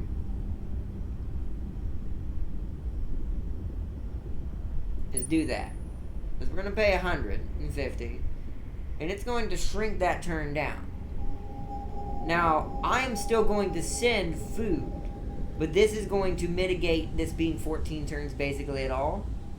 And this is what you do as the UE to get planets quicker than anyone else. So, we're going to click here, and we're going to select... They don't have a lot of pop, or a lot of food, so this is going to be... This may not be apt. It may be just better to waste turns and explore the galaxy, since we paid it out. But to show, since this isn't our real playthrough, if this was a real playthrough, this may not be worth it because our first colony is pretty small. But let's see. Okay, so next ship departure is in 2 turns. It will be containing, I would imagine, 28 food. I'm not sure how you automate it. That's something I still don't know how to do yet. But we are going to send 28 food, which is going to shrink this down because as you can tell, you need I think it's a stock of 300 food before before anything can be done on the planet. I'm not sure. We'll have to see. There's still certain things that are, even watching YouTube videos, I don't quite understand. So we'll learn that as time goes on. Most star systems are composed of diverse range of planet types. Unsurprisingly, many are initially uninhabitable and require advanced technology to become colonizable. Of course, if you are unable to colonize new planets in a given system, the possession of the system will be impossible. Which makes sense. Fear not, though. You can hover the cursor over the indicated areas beneath each planet to learn what technology you need to colonize that planet. Oh, wow, I did not know that. That's something I haven't seen, actually. Whoa, hold control and click to locate this in the technology tree? See, why can't games do stuff like that? That is awesome! This game is beautiful. It's made by Sega. Sega, you need to, if you ever see my videos, one, I shout out, I support you. Two, why can't you make a strategy alien game like this? Make an AVP game that's based in Galaxy, or based on a world that uses mechanics like this or something, I don't know. Maybe you make an army and then it auto-generates the combat to make the combat more cinematic. I don't know, something. I just want a good alien game. And since Sega's the only one willing to take that risk most of the time, which I see why, because they do make some good stuff. It's just really hard to make a good alien game.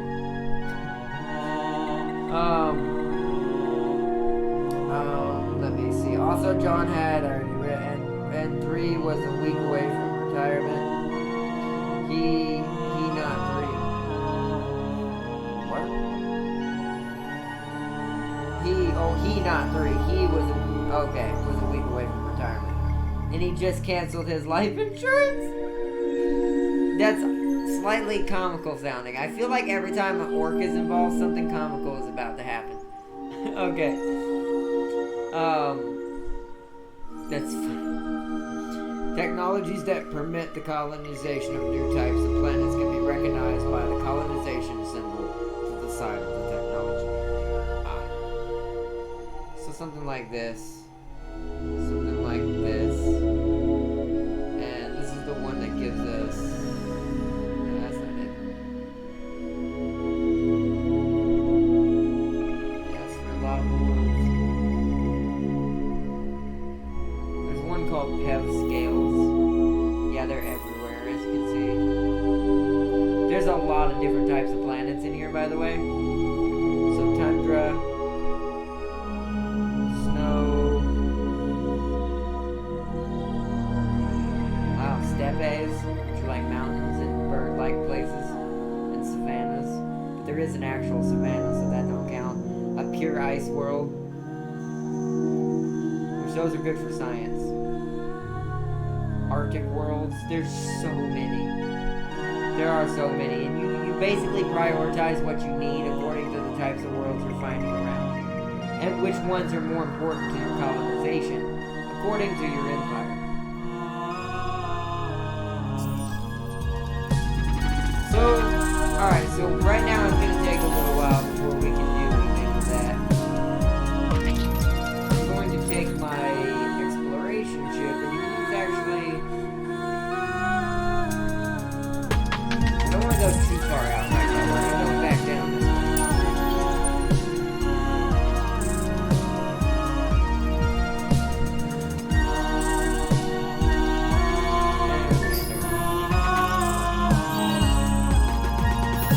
And the worst part about it is Joe is now caught in the wall field, so John had it rough. Oh no.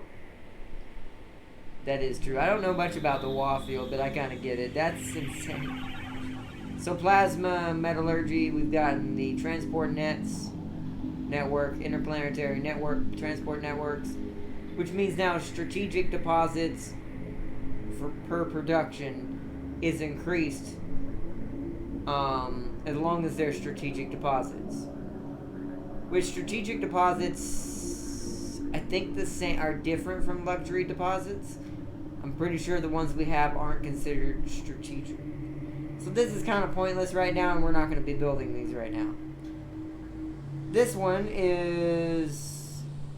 enables our exploitation of a strategic deposit known as Hyperion or Hyperium. Nice. So in that case, now we want. Actually, hold on. So what does do say? You want to kind of look at your homeworld. So we've got desert and lava. And then we've got...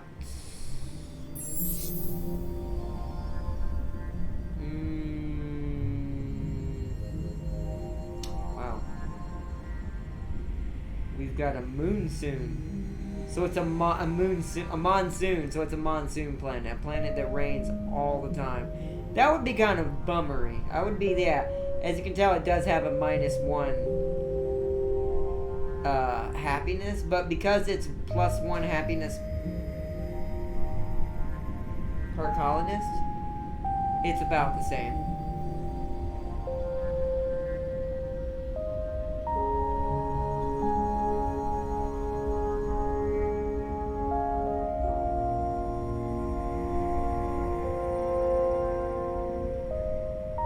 So yeah, it's about the same.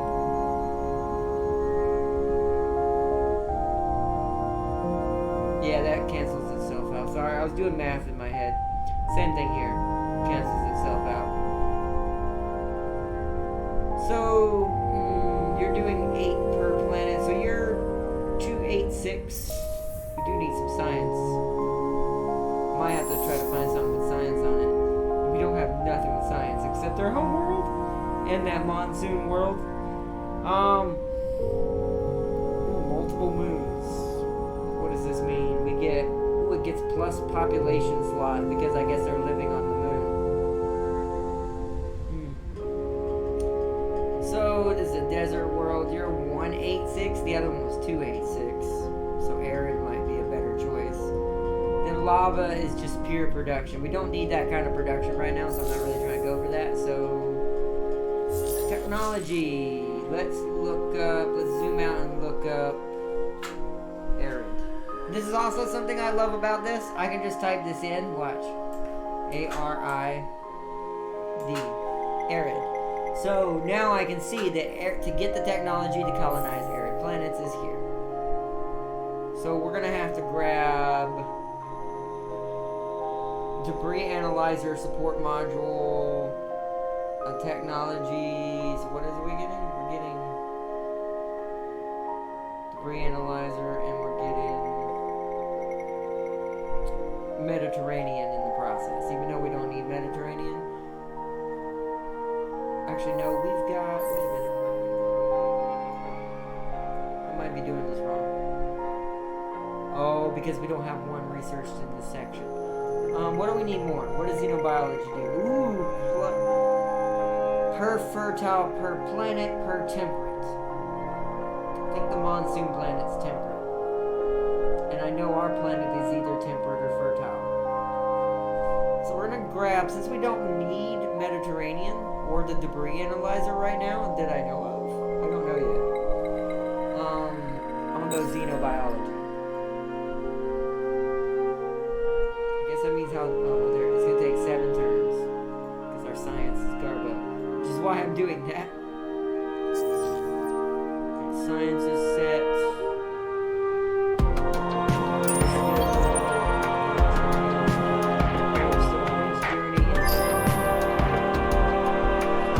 Jessica, trust me, the other main characters have a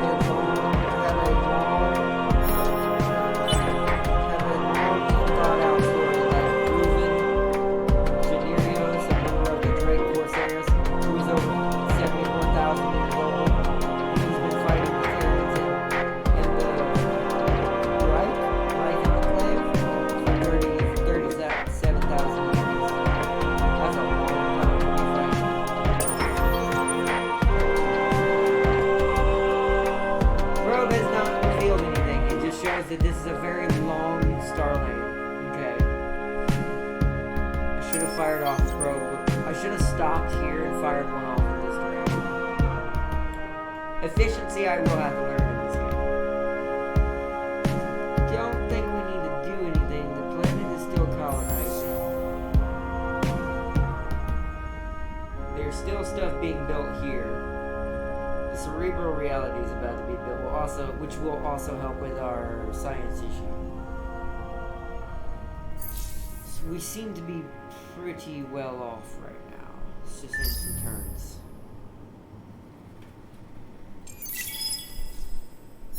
These star lanes are long. We don't have anything that's short range to us. Probe hasn't seen anything yet. Let's check on 7 turns.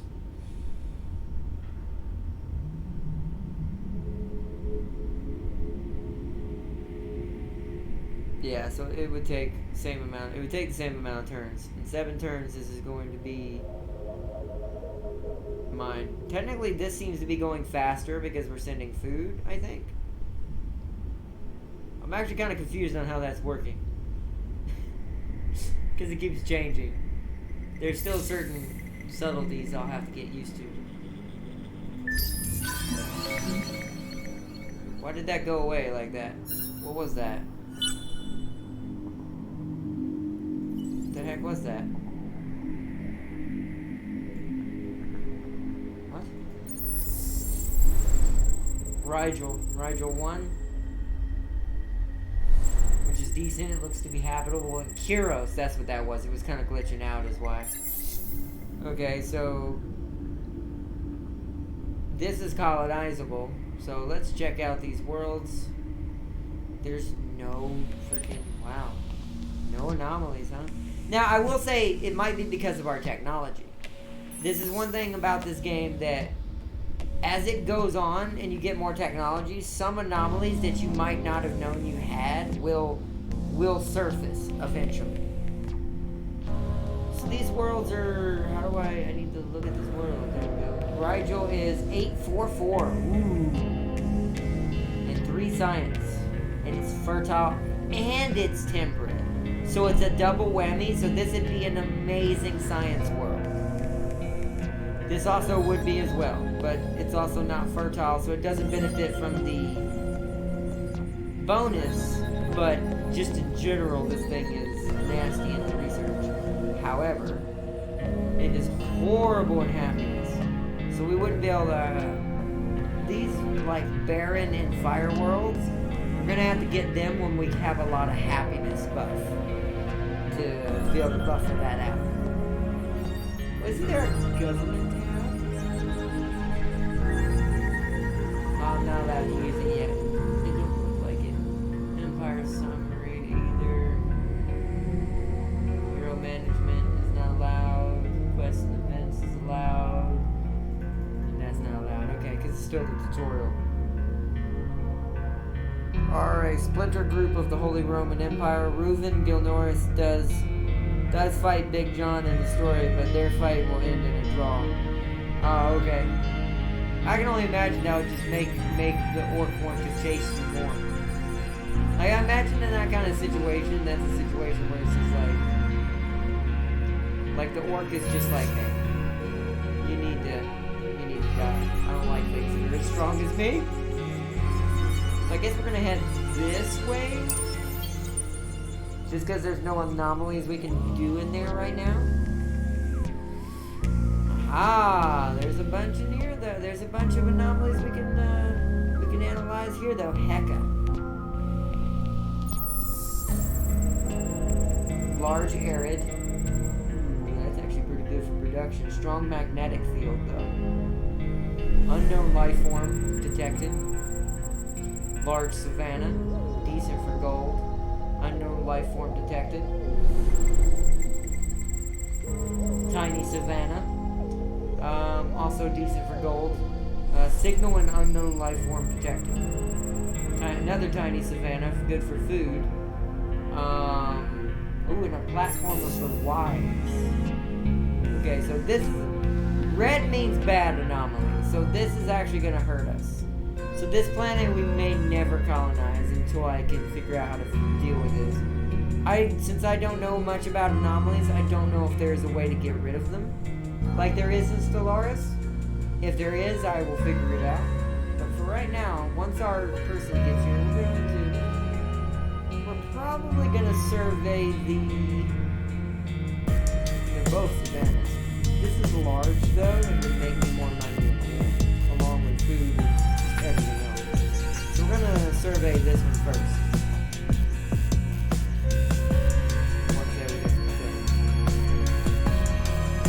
I noticed that the right and left click doesn't just always work, so you see the system for the first time. So heck. Okay. So let me check something real quick. There's probably been another. There's been another colony ship that has arrived. Next ship departs in 2 turns. So there's food ships coming. We're gonna see how that is. To learn how this system works, we're gonna see how that happens in next turn.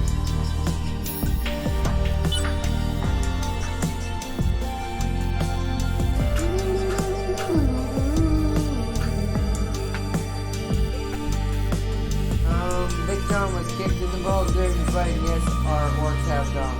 Oh. So they reproduce naturally then, huh? So is there female orcs? Is this like World of Warcraft orcs in that case then? Because most orcs don't have a male and female, it's all male. So if y'all, I mean, I would imagine if they have them, I would imagine that answers my own question, but I thought I'd still ask, because that's an odd thing to hear.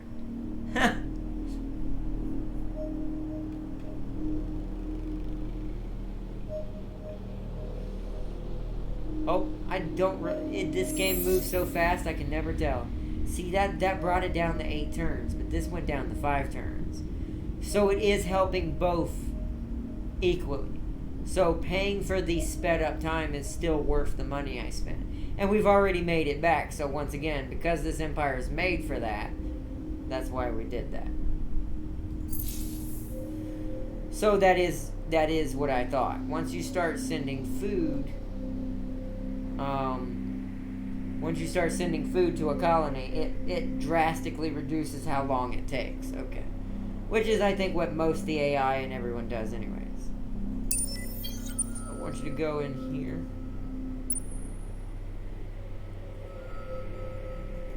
I'm going to zoom in. I'm going to check the anomaly on this one first. Because it's a large. Oh my god! We keep finding these trees everywhere. Holy crud. How many probes? Only one left. Let's go for one of these.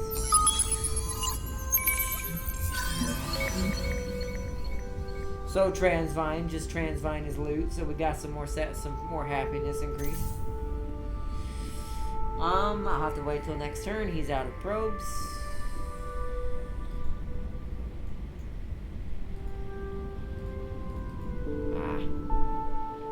Zoomed in.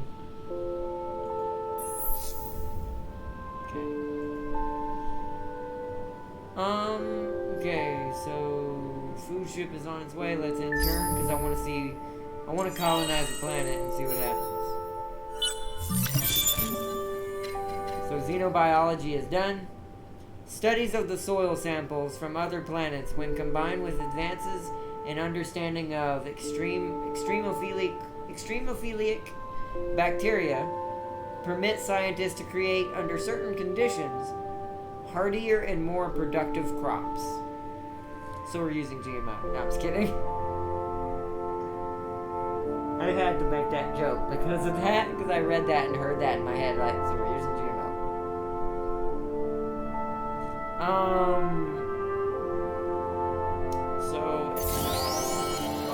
Technological, yep, see, and this is what I mean. Once you do something, your technological state increases. You get new types of stuff for your ships. So new modules can be attached. And you can do all kinds of things. And we have Seeker of Truth Deed unlocked. So now it's be the first to successfully search 10 curiosities. I am currently first in this because I've already searched 3 of them.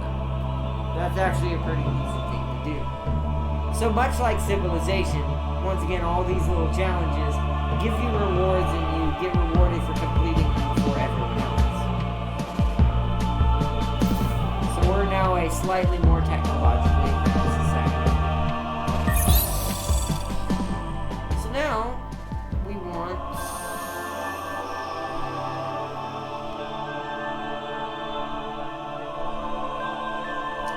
We're going for the PEV scales, right? This gives us arid. Yeah. So we want the PEV scales. That's going to take 7 turns. Because the PEV scales are what will give us that planet, that other helpful planet in the system to our north. And stuff like that. I think that also gives us one here too, right? No, this is desert. That's fine though. I'd rather grab this stuff first because the planets in this sector are far more important. Far more important. We'll wait till this colony's done, because this colony can technically colonize this colony. So.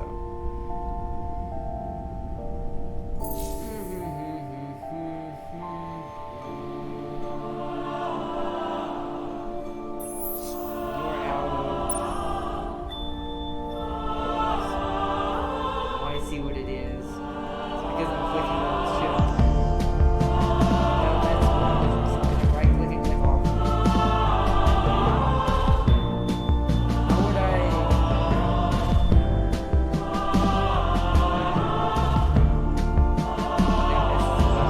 So there is a UI issue, I will say, a slight bit with clicking on ships and stuff. Because if I click the ship and then do this, and then click off the ship, I'm not allowed to zoom out with right click anymore, which is a little disappointing, but that's fine. That's a small little error, a little thing to put up with. Like I said, the game's amazing. Alright, there's another food colony going. Let's intern again. That food ship reaches destination. Both spore and reproductive. There are female orcs, but they are not allowed on the front line. Female orcs are weaker than males. But they're smarter and work those jobs. Ah, that makes sense. So it's not totally like World of Warcraft orcs. It's World of Warcraft orcs, females are just as strong. But in this case, that makes sense. I think we're going to be wrapping it up here soon because I keep forgetting the turns in so fast. This isn't like what's it called. It takes no time. So, I think what we're going to do before we end the stream is we're going to colonize Querus. At least get Querus in our influence. Actually, I don't really have to click the ship, do I? I'm being dumb. I just realized I don't need to select this. I can just click these. So, boom. Because there's a ship in orbit, it does it automatically. So I'm the one being the big dumb. Transvine. More transvine, so more happiness. This is actually great for us, finding all of this transvine so many places. Because this will offset a lot of the happiness in the sectors that have... Especially if we trade it and it goes for it, and I think it's for colony-wide.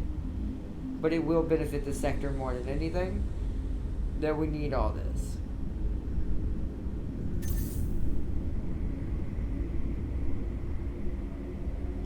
So yeah, so let's also anomaly here.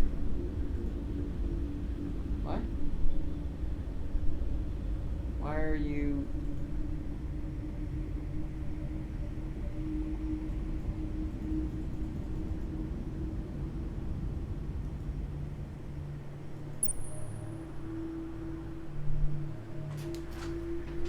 I guess I used both and I didn't think about it. I didn't notice.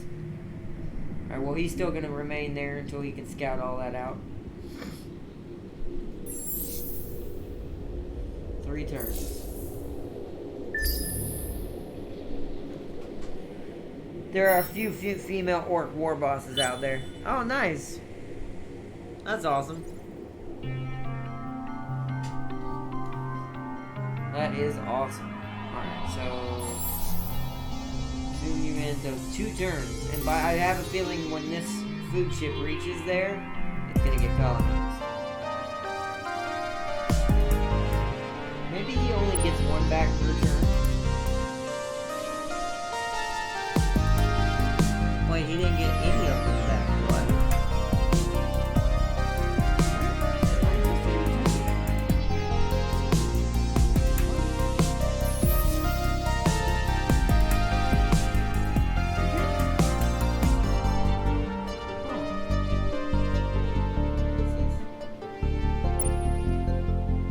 I know they're idle. I'm waiting for him to scan. Picture being raised by a 40k war boss. Oh, that would be really bad, actually. That would be really bad. Yo, Solid, welcome. Welcome, bro. Welcome to the stream, man. Welcome to Endless Space 2. Another PC game. No, I've just got PC fever right now, Solid.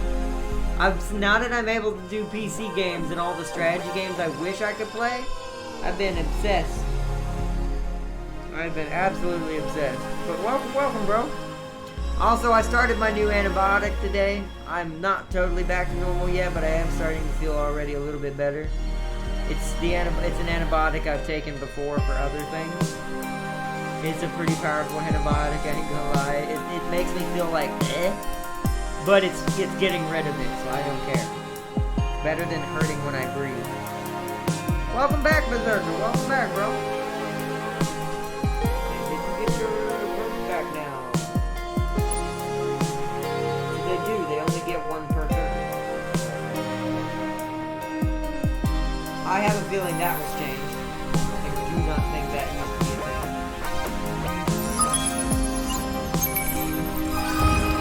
Because I think under videos I've seen that you get all your probes back each turn, but I think they must have changed that. Maybe they found it was a little too fast. Another dust tree. We're gonna be making so much money as far as an empire. Oh, here we go. Okay, so once again, remember what I said earlier. There's story in this game, and they're called unforgettable events. What that means is that depending on your choices that hit the bottom here, you see I have to make a choice. This will specifically change tons and tons of like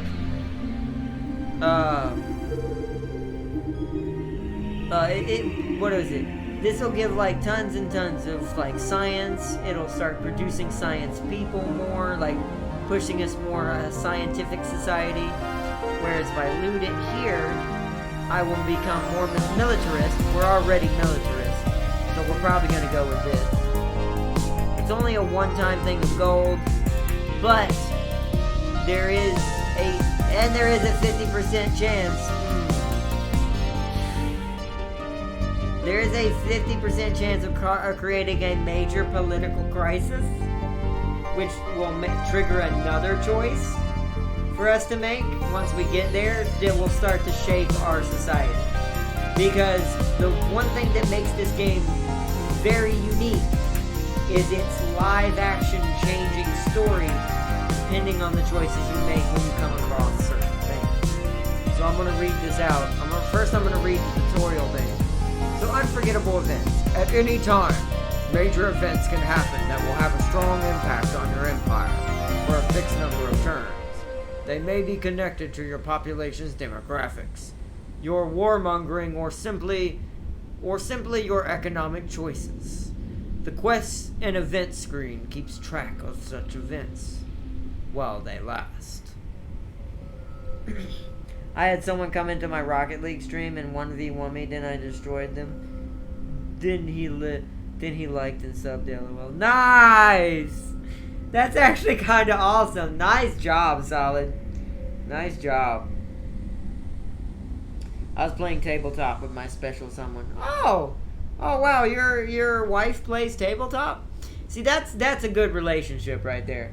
When your wife has some of the same interests, and this is just in general, husband, wife, whatever. That usually helps the relationship a lot. I was telling if he sees this video, I was telling a certain young someone that that's a very important thing if you're trying to develop for anything. This is just for future anything, like in general, since he's young. Like, you want to try to make sure you and the person you care about at least share something to do together, because it helps. It helps a lot. AKA my wife is a Slanesh player and has an Emperor Children army. I find it funny that your wife's a Slanesh player. I wonder what that means. Oh man, you're a really lucky guy, Berserker. Congrats again, by the way, on the starting of your family, basically. Congrats again, 'cause you're really lucky, bro.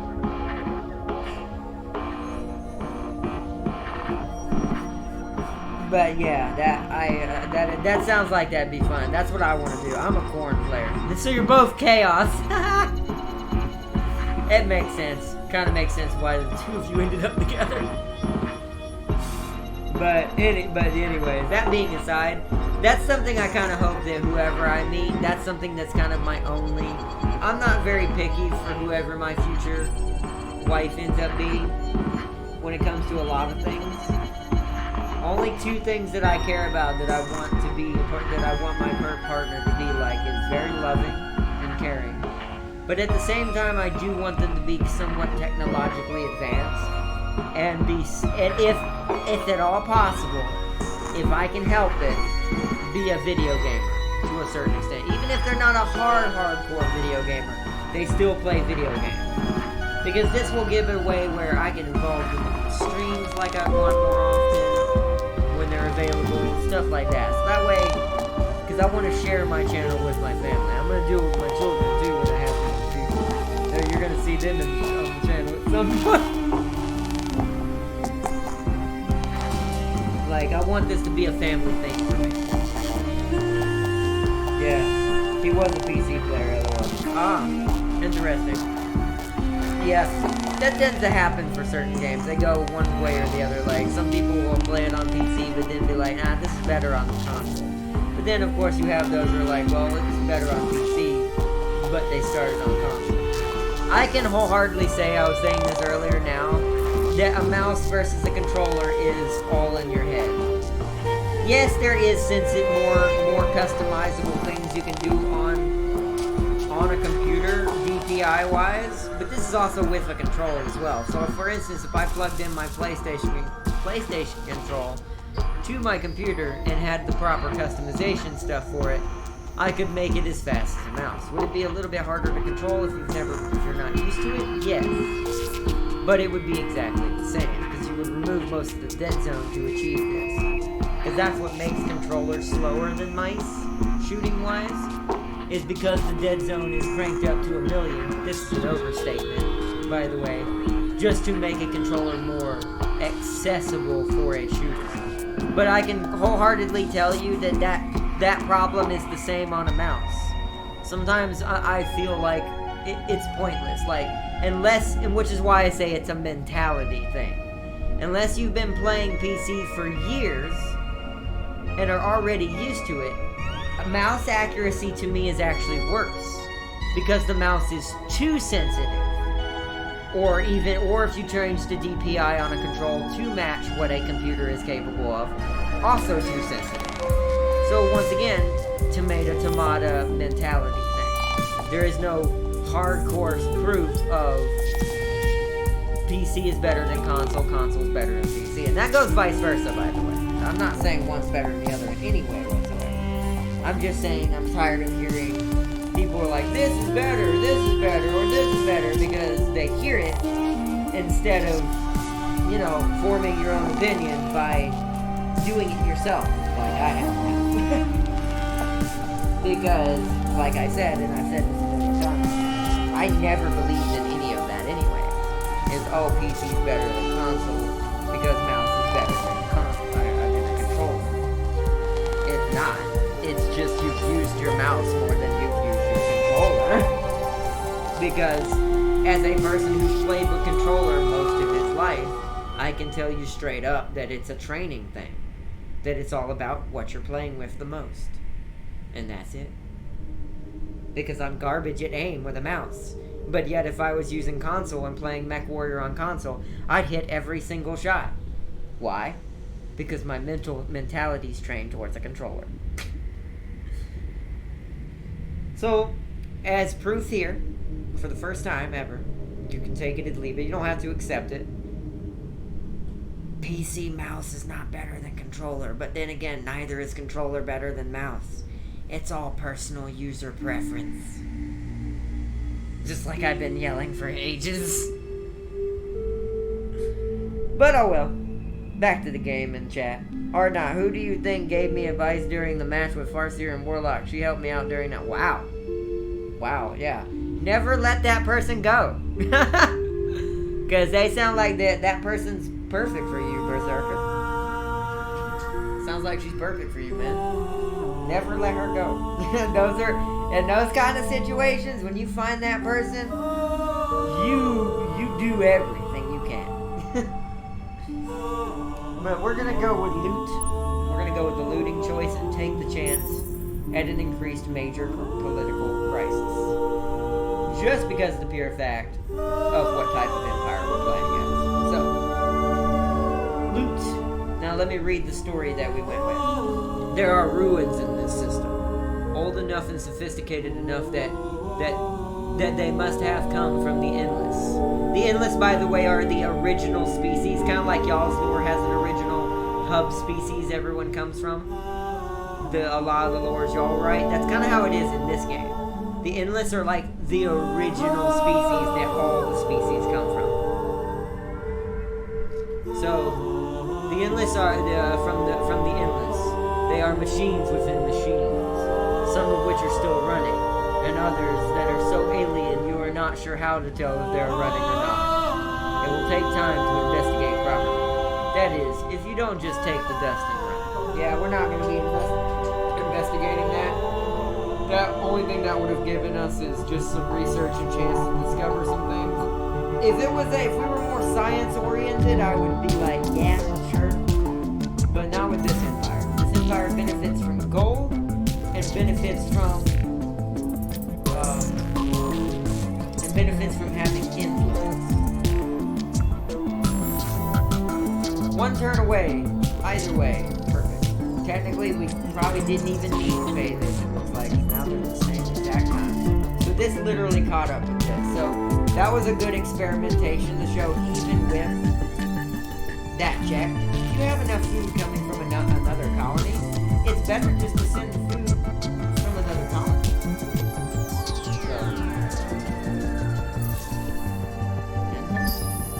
We'll colonize Florida. Hey bro, I'm gonna go watch some Z-Nation. I'll hit you up later. Oh, I forgot Z-Nation came back out. Alright, Solid.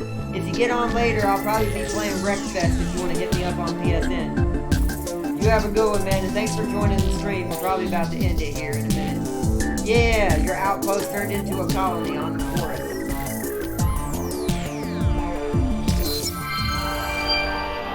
So our main objective has been completed. The Empire is ready to expand into the galaxy and bring its mighty civilization to the new world. Maybe even new patrons. The first starship yards have just finished building. Their inaugural vessels are now their inaugural vessels.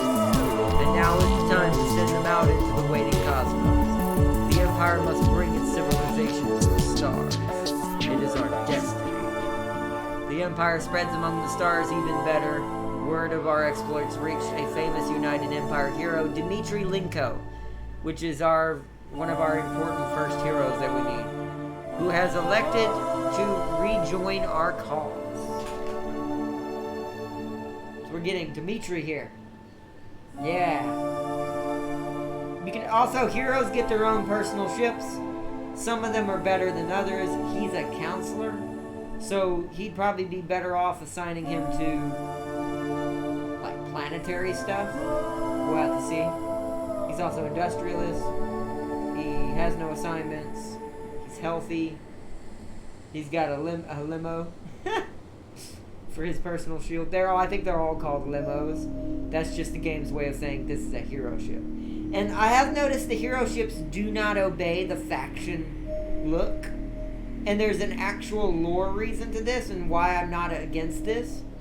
Normally, you know me. I don't like things being separated from the actual look of the Empire itself. But because the lore fits the reason why this is, that's why I'm okay with this. Because the lore behind the way the heroes work, because every empire is basically starting over, from the first, if you've ever seen the first Endless Space game and Endless Legends, I've never played them, but I've heard that those are like the setups for this game. There is an academy that trains all of its heroes, kind of like a Jedi academy, that all the heroes come from. They're still unique to your empire, giving you special stuff for you, but their ships will always look like these unusual, neutral type looking ships. These limos, as they're called. Alright, so here's the next one. Cooperative quest started, rumor of an academy, and that's what I was just explaining. That's the academy. So everyone gets this mission inside the game. The academy is, I think it likes certain ones a little better than others, but it's mostly neutral. And I don't know much about how you exploit it or how you use it, but as you can see, there's a reward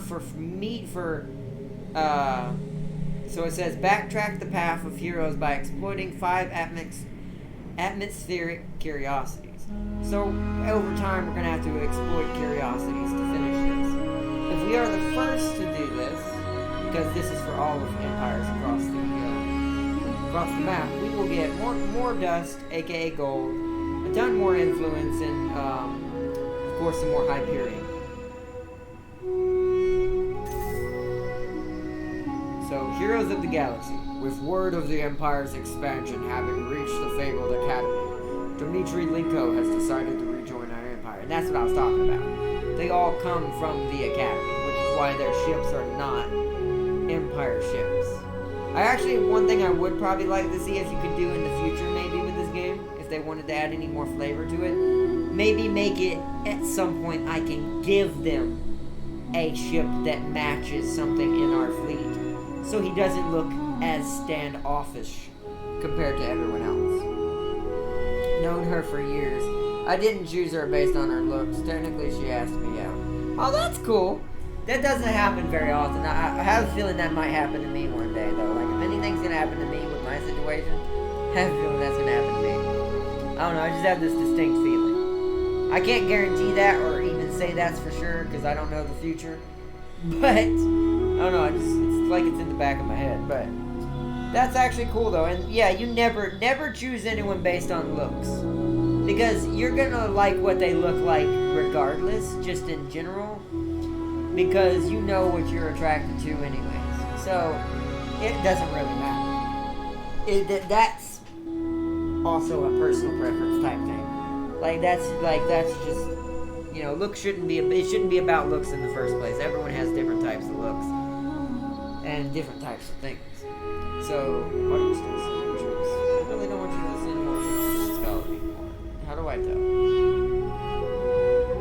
No governor, which is why I'm thinking maybe we assign him a governor to this, but then again, because this is probably going to be more of a habited system than my home system, because this system has more in it. But what does he give me? So building, generating, constructions, recruiting, industrial.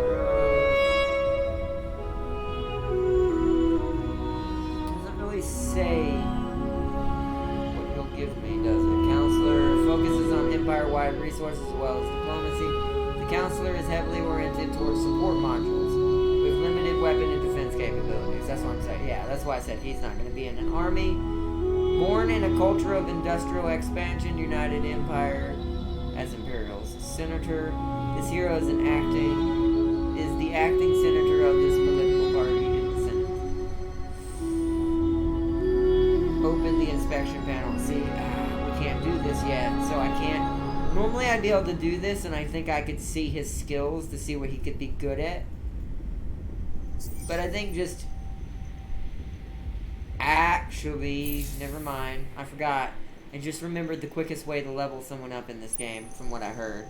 So what we want to do is... Oh, I have to go back. Ah. Okay, well, we're going to select our ship. We're going to... First off, is there any more anomalies I need to search? There is not. So, what we're going to do... we're going to have to wait a turn. I was going to fire off a probe. But I guess we should go see what's to our north now. Because Rigel, Heka, and all of these are really good, so I don't want to go too far out. So you know what? Just come back.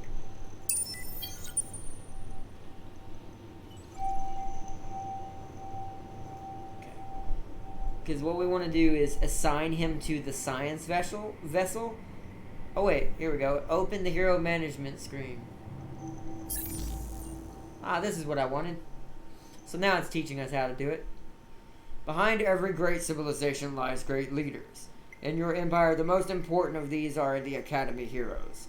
Dust-enhanced individuals. Yeah, and they're also enhanced by what's called the dust. It's funny because dust is money, but also dust is used to... This is also why it's money, I think. Dust is also used to enhance things in this reality. Meaning technology, people, planets, everything. But, okay, so, yeah, dust-enhanced individuals from across the galaxy who can change the course of history. Trained at the fabled academy, heroes come in 4 classes. Guardians, by the way, you notice that, by the way? Come in 4 classes. Guardians, Seekers, Overseers, and Counselors. I want a bunch of these. Not with this empire. The ones we're going to make the Guardians for are going to be for the Vaulters. There's a human empire called the Vaulters that are, quote-unquote, probably the closest things to good guys in this game. There's actually a few good guys in this game. This game's more evenly balanced when it comes to evil versus good. Heroes can be assigned as system governors or fleet admirals to boost performance.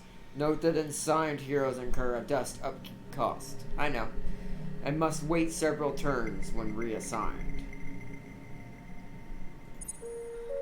To recruit new heroes into your empire, you must discover the system where the fabled academy is located, or build the academy embassy, a unique building unlockable by the stage 2 xenology technology in the Empire Development Quadrant.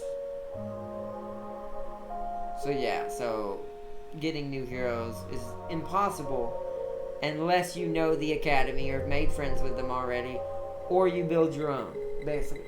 You're essentially, that's what that means, you're building your own miniature academy is what the academy embassy is. So you draw heroes in. Inspect and assign / unassigned heroes from this screen. Notice that this screen is accessible using F6. So probably F1 through F10 is what we're going to need shortcut-wise for this game when I make a new scheme on my keyboard for it. Because there seems to be a lot of function shortcuts for all the menus for this game. Plus, with a lot of games like this, and as we go on, I will be using certain control schemes for the same games. I'll just know what I need more than others. Which is why we'll be doing tests for games all the time. Alright. So yeah, we can now we can inspect it, which is what I wanted to do, because now we can see the skill tree and stuff, and their ship, and we can design their ship and stuff like that.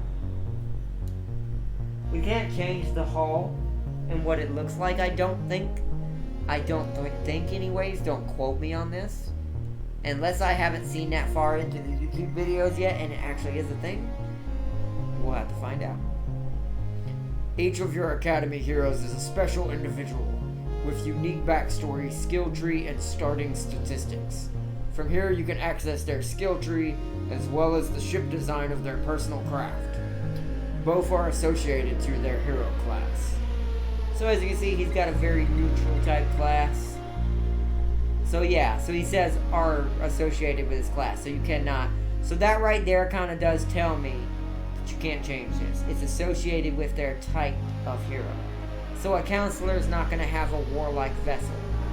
He's not going to have a good type of like fighting vessel at all. It's going to be a small one and stuff like that. So he's definitely meant to be with scientists and with or as a governor. For each level, your hero will earn skill points to be spent on improving existing or skill. You will earn skill points to improve existing skills or unlock entirely new ones. Each hero starts with a unique profile of bonuses, but these can be enhanced greatly through the unlocked skills. A third of the skills available are common to all heroes, while the other 2/3 are determined by the hero's class and function. Assign your heroes carefully to fleets or systems to maximize effectiveness.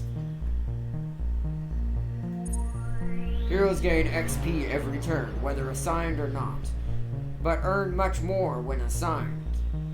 For heroes assigned as fleet admirals, get into scraps or use fleet actions to boost XP, aka surveying, colonizing, whatever, stuff like that. While for your system governors, get building. Meaning, if you want to level them up as governors, which is probably not the best apt way to level them up, which is why if you have a governor or counselor in our case in the very beginning of the game, you kind of want to put them on a science vessel for a little bit, get them some extra skills, and then establish them as governor so they can build on whatever planets need to be developed faster. Because unlike Stellaris, governors don't really totally affect happiness unless that's their thing, like that's a part of their actual traits. Most governors are going to be for money, food, production, stuff like that. So as you can see, we've got skills here. So once again here, if he's assigned to a system, he will increase production and food by 1 per population on those planets in that system altogether. Or we could do, see, if we give him this, he'll immediately be able to gain more experience from a science vessel. So if you have a counselor, you probably want to grab this. If he has, I don't think he has any skill points. Yeah, I don't. You probably want to grab this first, just to maximize how fast he's going to be leveling up on a science ship. Maybe. It depends on your situation. There's always exempts to these types of rules. But most of the time, you probably, whatever levels up your hero faster, grab it. And then we've got stuff over here. See, shield absorption. Once again, that's not helpful for him. He's not going to be a combat captain. And this is another good one. See, and this is one I was talking about. So this is for our influence. This would also be really good for him to assign him to an area if I just need a boost in influence somewhere that's making me a lot of influence already. Put him here, grab this skill, boom, get a ton more.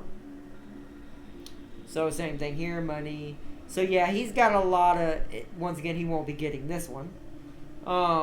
He's got a lot of, as you can see, like things that a governor that runs a planet or a galaxy or something like that would have.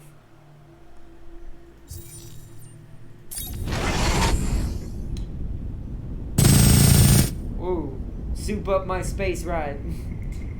Unlike all other vessels, heroes upgrade their personalized craft by spending dust. If assigned to a fleet, upgrading can only happen if the fleet is in orbit around a friendly system. So what it's saying basically is, and Empire Reserves, as you can see right here, it's showing me how much money I have total. What it's saying is I can basically completely outfit him without him being near anything. So we're gonna actually go ahead and do that. Because since he's gonna be he's gonna be running with the science vessels, I'm actually gonna give him probes. Should I just click this button? I'm gonna apply design. So we're gonna give him 2 probes. Just in case he does happen to be involved in a fight somewhere, we'll also give him some nanobots, and we'll be ready to go. So we'll apply the design. It's going to cost us some of our dust, which is fine because we make plenty of it. And that'll make him able to be a better scientist and be able to once again run around with the patrol ship that I'm going to send him with to get more XP faster. Because that means we can fire off like four probes in one system when we get there, because we'll have 2 ships worth of probes.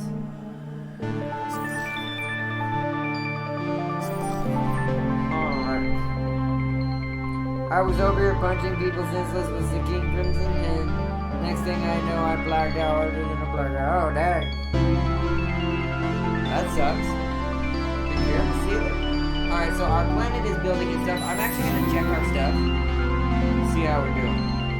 So our planet is doing pretty good. How do I see happiness? Still only 58% happiness, but once again, we haven't built anything to improve that. That's what this is for.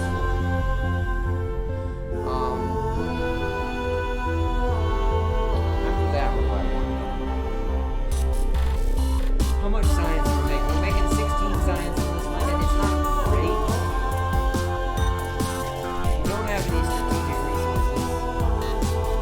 That's not so I think public partnerships to increase, because this is per temperate or fertile. It's not really good for this planet. It's only going to benefit us once, not these 2. But I don't really have. What is this? Oh, is this Empire specific? What is this? Cannot afford the resource cost. What's this cost? Oh, it's cost. Oh. So this is a wonder. So much like civilization, if you know what civilization is, a wonder gives you certain types of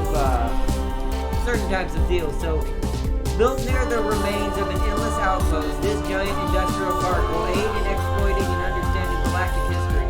As visitors and scholars come to see it, and as new historical events and objects are discovered, it creates enormous wealth and knowledge for its builders. There is also a giant entertainment complex connected to it, Endless World, where you can visit an augmented reality ruins, or an augmented ruins. I guess it's a ruins that uses augmented technology to show you what it used to look like, and see the galaxy as the Endless did. And can only be built once per galaxy and cannot be moved with an arc. So yeah, just like civilization, you're gonna want to rush for certain types of wonders for your empire. Now in this case, this isn't really, I mean, it's okay. The only thing this would help with is on loyal or devoted. And by what that means on loyal and devoted, by the way, is that the system has to say loyal or devoted right here, because it goes up in certain percentages. So this wouldn't even do us good any good right now, but maybe in the future. This will probably be built if I can get to this quick enough. If we do the once again, we're not going to be doing this playthrough, but as an example, if I could get to this quick enough in the future, if we were going to finish this playthrough and not start an official one Friday, and this wasn't just our tutorial playthrough, what we would basically say is, if we could get to this before someone else built it, we would want to build that either here, because of all the trees here, and we're getting like tons more gold from this place. Like the gold output for this place is, right now it says minus 14, but I haven't built anything that really manages that, have I? Why is it minus 14? 6 from planet, 20 from star system improvements.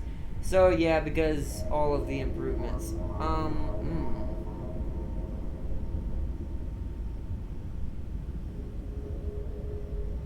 So I can evacuate. Oh, so I can evacuate planets. That's cool. Ooh, see, it's the upkeep issue is what's killing us. But we need to offset that at some point here, because this place could make us some. The cost of upkeep for the system is 20. This place could make us some serious money, possibly. But I don't think I have. I think the issue is I don't have enough populace right now. 2, I have not 1. And that's why the base from this is only 6, because this planet is by itself.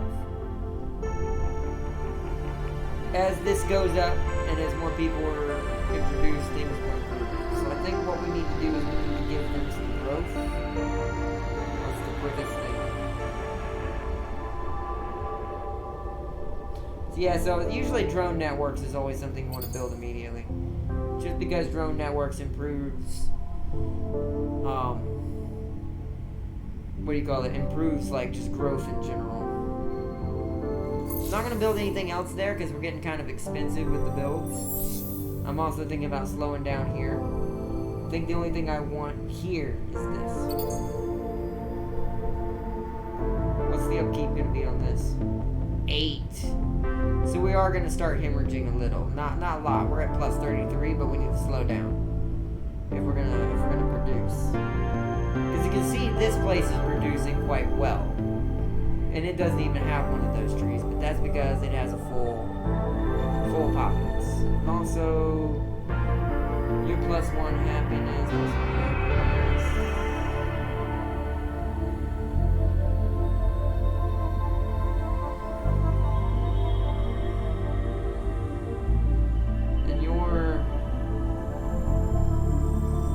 That gives manpower, but I don't need manpower defenses. We don't have any populace right now that increases money, sadly. What would these be considered? Forgot. So we're definitely going to want to build things on the other planet that produce money.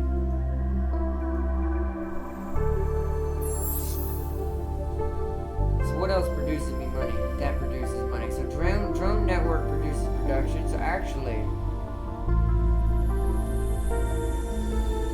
it's only 2 upkeep, so that's actually fine. So we're gonna want this. We're gonna want the cerebral reality next, just so that can make more money in that system. Because this system and that system are gonna be our money makers.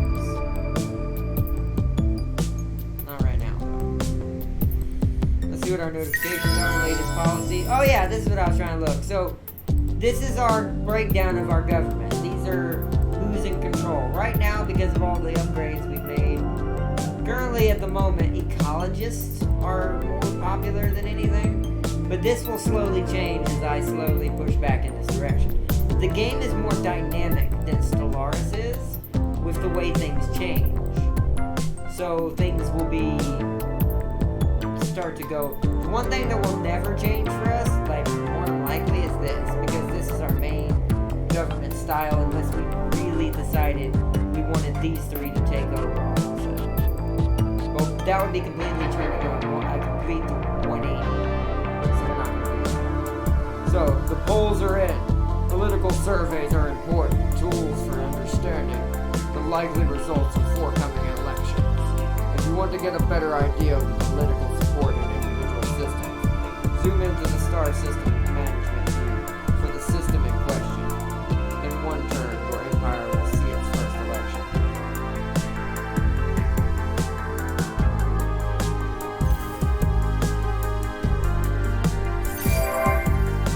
So, population affinity, imperials, population change 4, you say. So, meaning some people were born.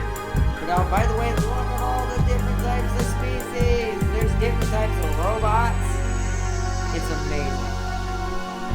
wait to see all the people we get to choose from when we actually do a playthrough. It's gonna be fantastic.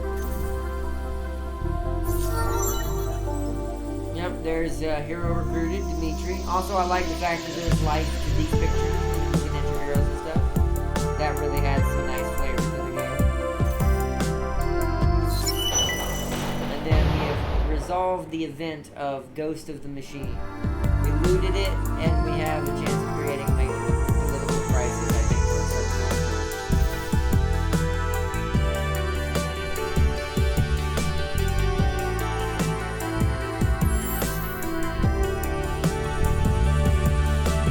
Wait, so it said I could tell the election type going in there. How would I...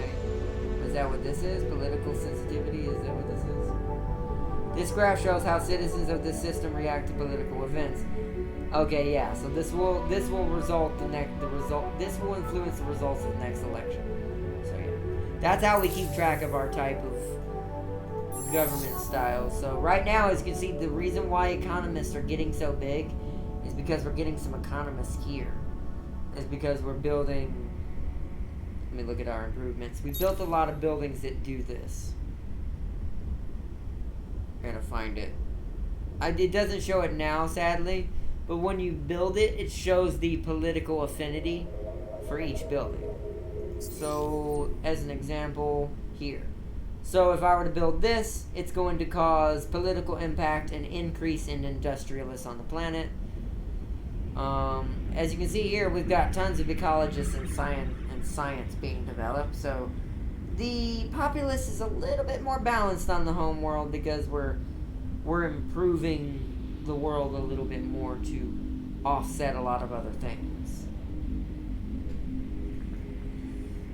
Also, we're trying to get this up because that's important. But, I think the brown bar. Putting units of population in these slots will create overpopulation penalties for system approval. So what that means is eventually we have no choice but to let this reach full. But what that means is at some point what I want to do is try to colonize another world and then send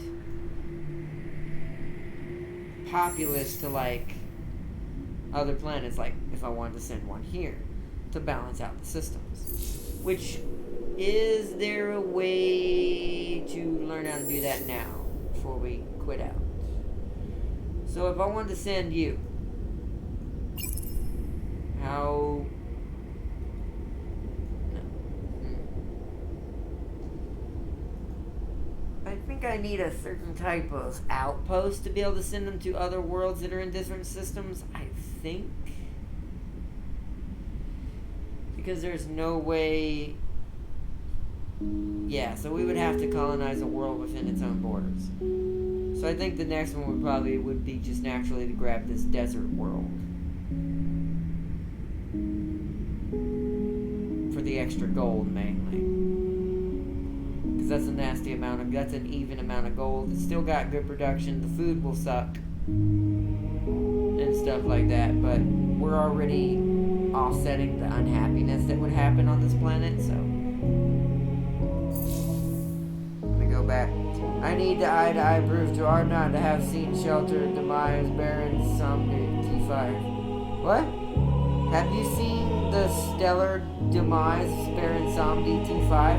Oh, I haven't seen that yet, Sealy.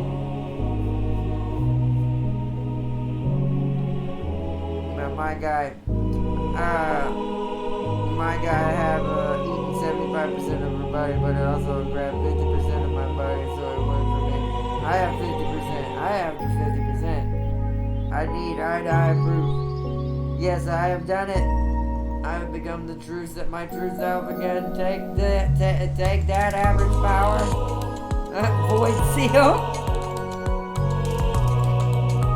Oh my god, Void Sealy. Void Sealy is born.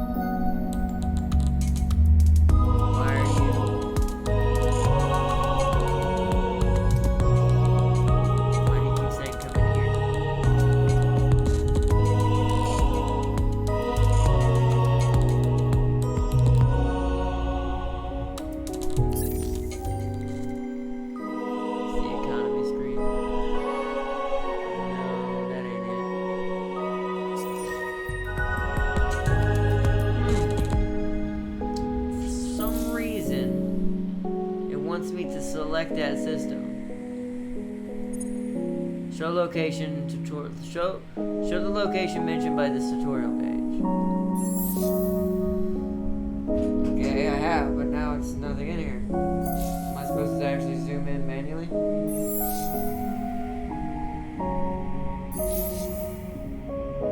Maybe right here is what it wants. No. Actually, don't know why that. I mean, it's the tutorial. It's fine. As we go on and things happen, things will change. Yeah, it's weird that it keeps trying to tell me to go there. Let's insert. Oh, I don't think I can assign you to the fleet yet. Yeah, I can. I know he's unassigned, game. It's fine.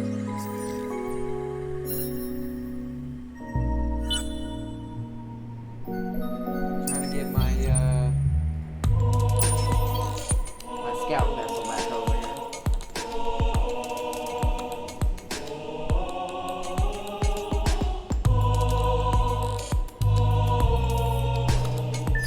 In a couple of turns, make some money and stuff. The United Empire is an influence in industry. Yeah, see? The United Empire is an influence in industry-based faction. Let's click on the technology screen in the control banner in order to learn more. You can also click on your system if you want to learn more about other special attributes. A unique skill for the United Empire is to buy out ongoing construction and ships using influence rather than dust. Right here. We don't make enough for this right now, for this kind of thing right now. We can also do it for research, as you can see right here. So I can spend research and completely fast forward our research.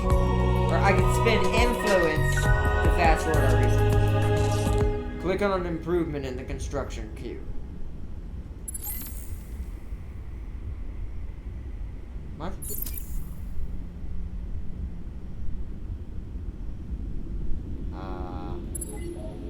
What? There we go.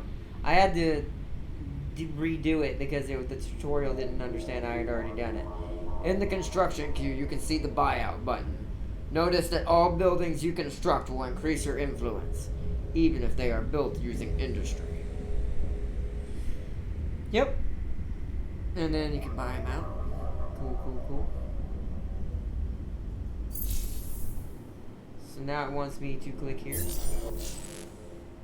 Like most factions, the United Empire can unlock new technologies using science resources to research them. Select an initial technology from the technology tree if you want to learn more.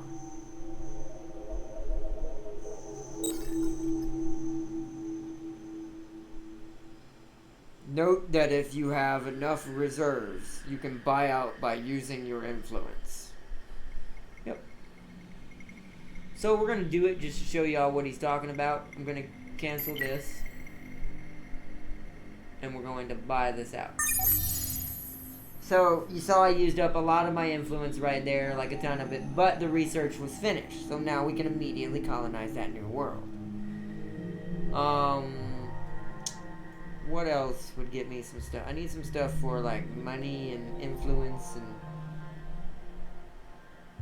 As per luxury resource, not really helpful. Hot or sterile? We can't do that yet, but that's probably what gives us lava. So yeah. So this would allow us to grab an industry type worlds.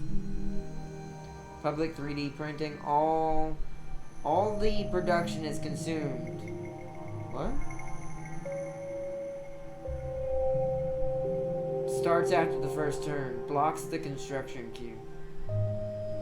Oh, it's infinite. Oh, this is like the things you can research and get in Civilization, where you can like tell a city to infinitely do something that if it don't have anything else to do, you can tell it to specifically make one type of product more than others. Okay. This would allow antimatter exploitation. This would allow expanded mines. +2 resource generation on strategic resource deposits. Not really helpful. Ooh, on sterols and just per civilian in general. Colonial exchange. So that seems like a good one for us because we need money and money or influence. Influence I think is on the other side. We might go for something influence based. We're already making way more money than influence. But it's about to change with all the updates. Oh, my PS4 just turned itself off. Well, at least I know the stream's still going.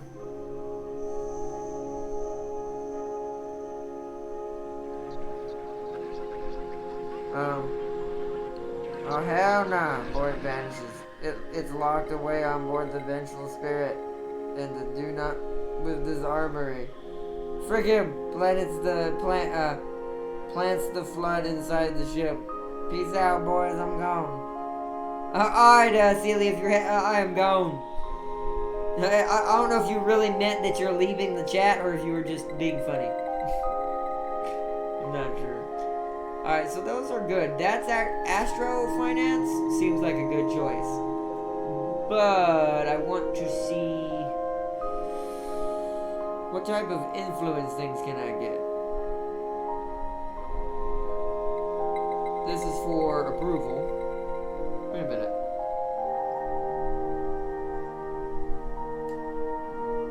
Wow. So there's a glitch in the tutorial. Yeah, because that's not being researched. Somehow I can build the infinite supermarkets without the research. That's odd. I don't think I was supposed to be able to do that. Xeno Synergy, a treaty enables diplomacy with minor civilizations and pirates.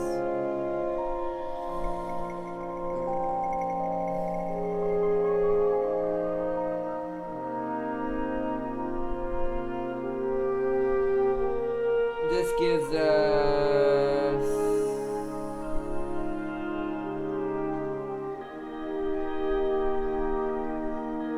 So this for food. This would be for development of the planet. Looking for purple stuff. All of this stuff seems to be green related. Yeah, persistent level. Cold, hot, and then blue planet.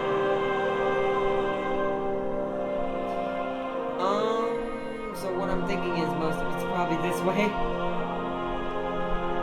So we would need one of these. So what is this? So this is influence per person. So this is what I need. Spin project. Is this infinite or is this just an actual improvement? It's a planetary specialization. And then there's the Academy Embassy.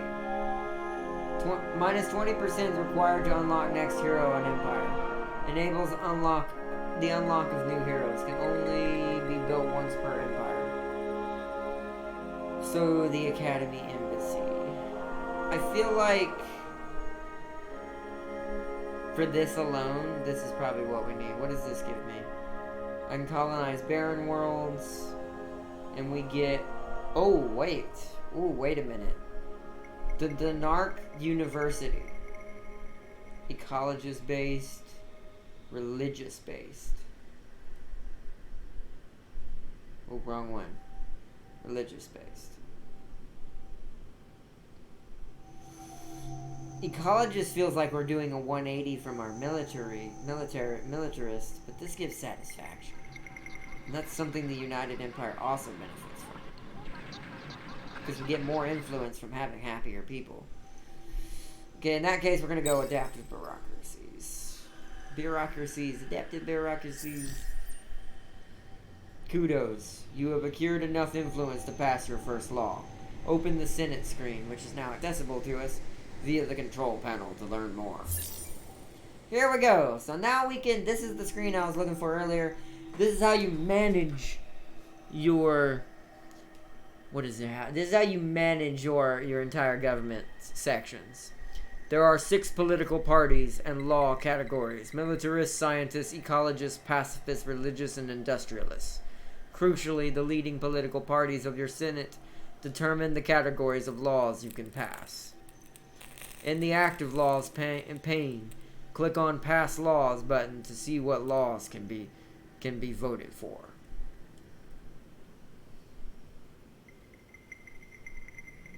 Nice. Okay, so essentially what I'm gathering, alright, so we can do here, click new laws. As you can tell, we can pass laws. Laying down the law. More laws will become available after each election. Select a law you wish to pass and click the pass button. Alright, so in this case, plus 20% food on new outposts. This would have been nice in the beginning, but we weren't allowed access to it because of the tutorial. For 5 turns when acquiring a new colony. So yeah, this is no good to us right now until we start colonizing again. So what we're gonna go for right now, we're gonna probably do this. We're gonna suffer a little bit of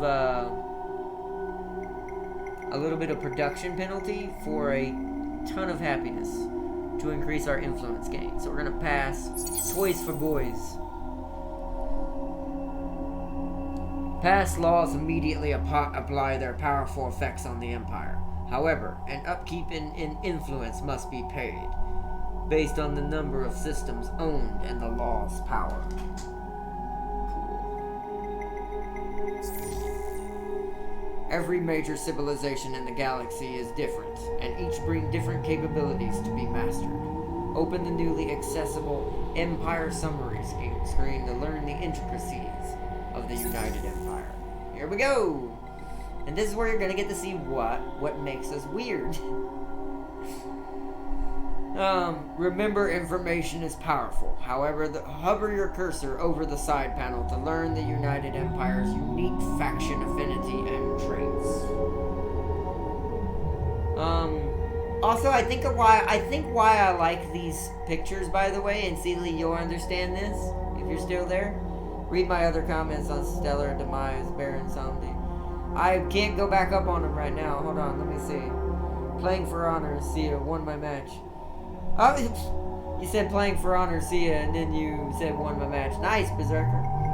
Nice.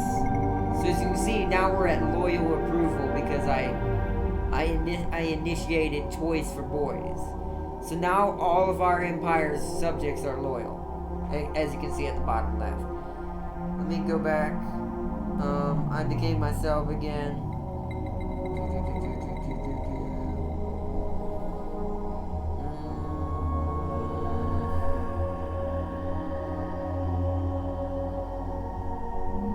And that's something you'll have to tell me later, Celia. I can't find it.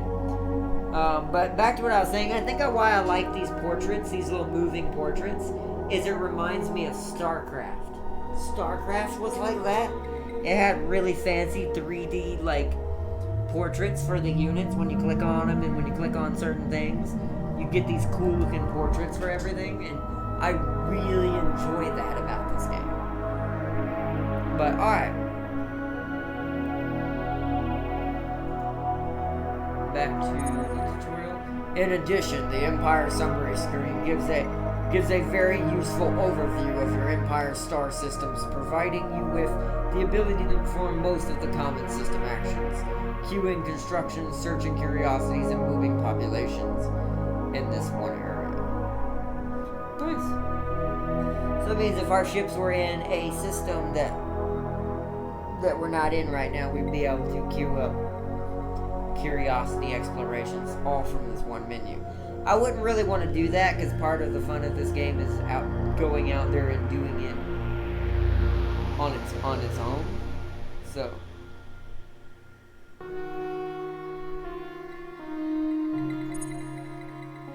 So how does an empire emerge victorious, you say? Select the Victory tab to learn the many ways the Empire may bring the galaxy's dominant civilizations under your control. And as you can see, as I was saying earlier, Triumph. Wait, what? Triumph can come in many guises in the endless galaxy.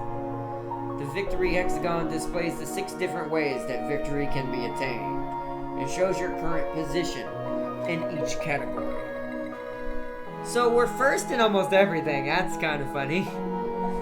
But that's actually good to kind of see what we're going for and what other empires might be doing it. And I think at some point it will be able to see which empires are where on that line. Possibly, I'm not sure. But don't quote me on that one. Hover the cursor over each victory name to see its exact conditions.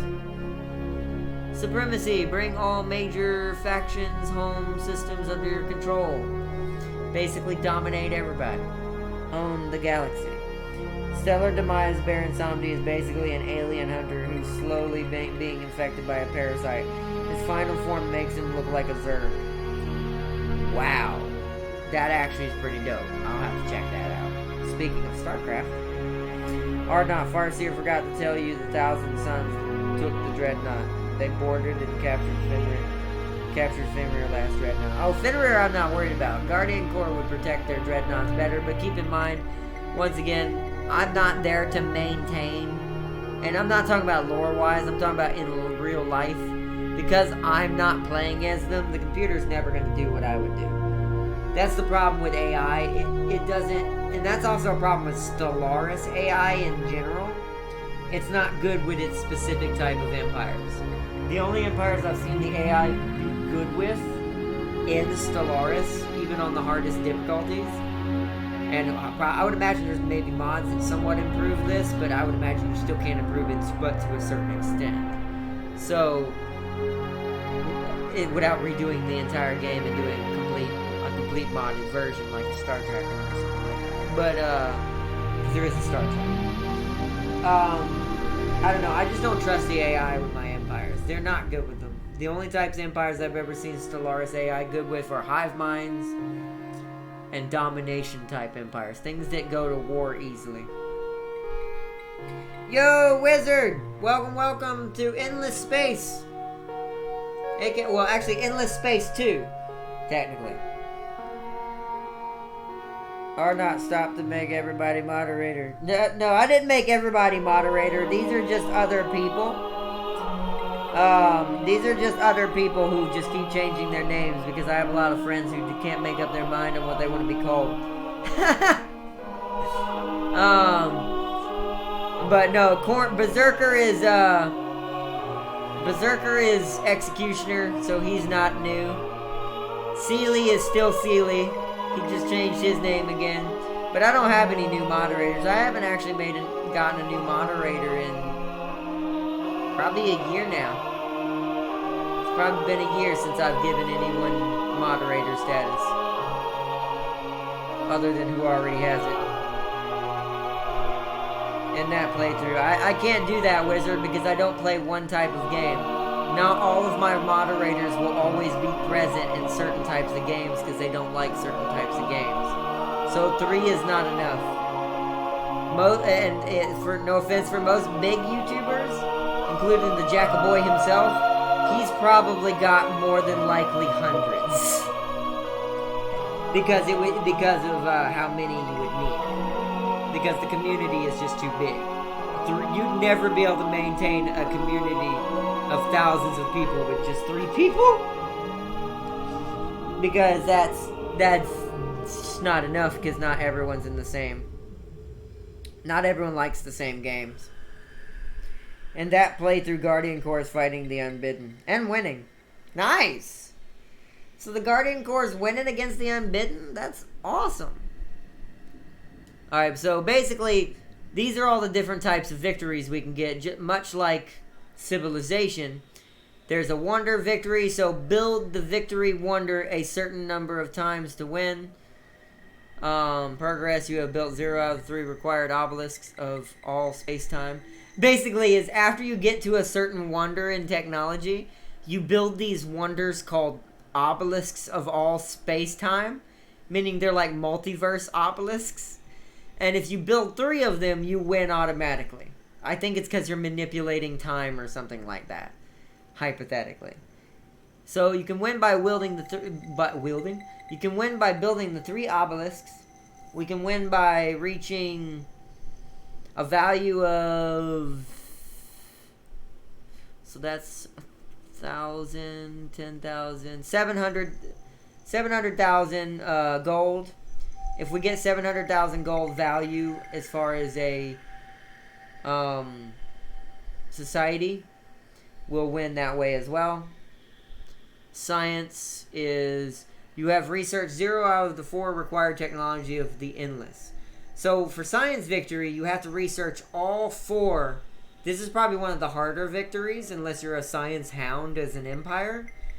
There is a technology in all 4 quadrants at the very end of each tree in the technology tree. Here, I'll show you to give you an example. Let me zoom out. There is I don't know where they're at in the trees, but there is an endless technology in each of these trees at the very end, somewhere in the final outer rings. I think it's these. I think it's these right here. So if we can research all 4 of these, you win automatically as well.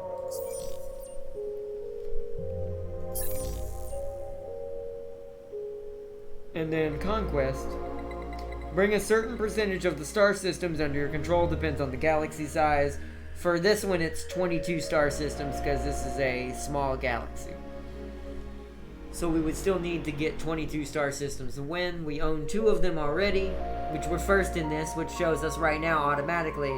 This means that there is already an empire, or that there's nobody's even trailing us close, and everyone only has 1 star system right now. We already have 2. But thank you for the tip, though, Wizard. I forgot to say that. Thank you for giving me the tips, though. Any help is appreciated on the channel.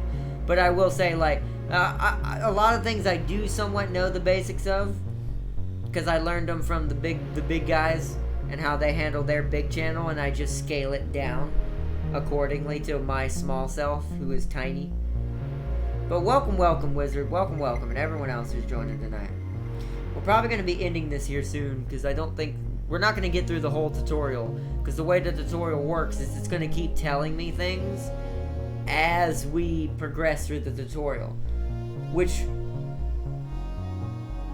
if it wasn't for we're starting as the UE and I'd rather play someone else, we'll probably do this tutorial next Friday, not this Friday. Because this Friday, we'll start our new playthrough, this an official playthrough for this game and not a tutorial playthrough. And then next week we'll alternate. So one of the Tuesdays and Thursdays days will be the tutorial video, and then the other video will be the main playthrough. Arnott, I am the first that follow your channel, and I love you because you are the future of YouTube gaming. Oh, thank you, Wizard. That is a big statement. But thank you, Wizard. Thank you. That means a lot to me, Wizard. That means a lot, seriously. And yes, you are an original. You were literally either the first or literally one of the first. Because there's a couple of people who in the very beginning supported me a lot. You, Art Bone, and a few others that I know and talk to every now and then. There's a lot of awesome people. Y'all are all awesome. That's all I can say. For supporting me for this long and stuff, and helping me out. And giving me tips and tricks.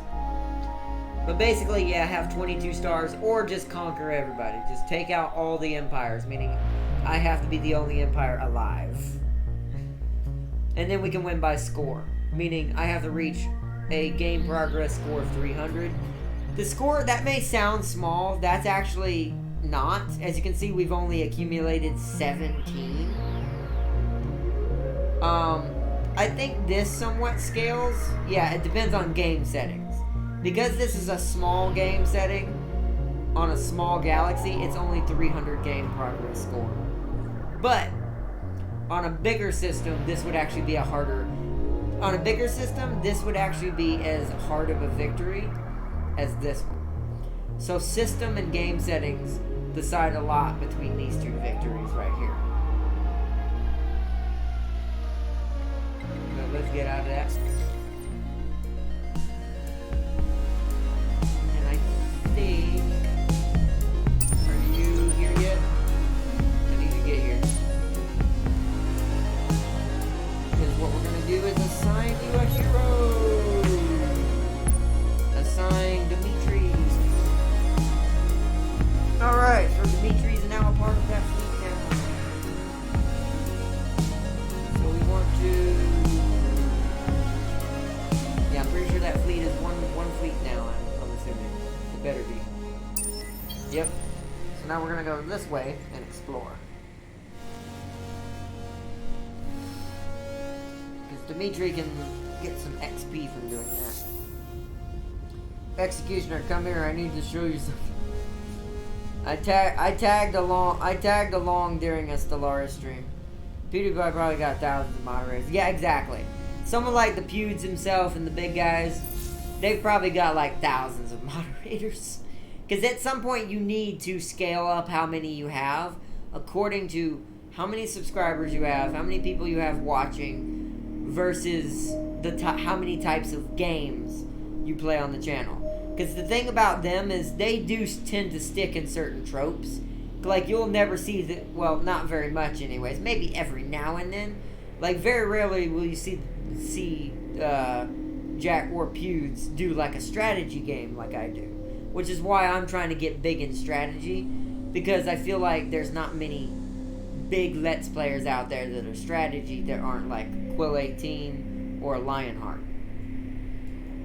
And ones like that. There's others too, XP Gamers, a bunch of others. Also, shout out to all these channels, by the way. They're amazing. You should check them out if you like sci-fi stuff, for some of them. And if you just like strategies in general, they're all amazing. All of those channels I said were, those last three I said were strategy channels. It's Berserker, and what is it, Zealy? Yeah, it is Berserker. I need to start getting myself used to that too. That it's Berserker, not Execution.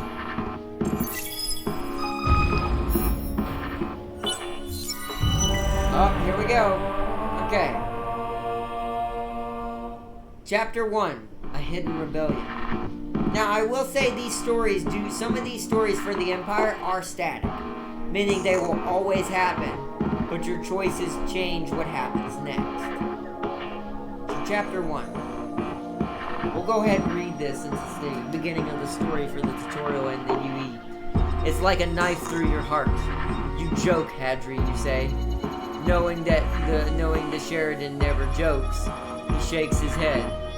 The weapon signature leaves no doubts. You stare out at the starfield, anger growing.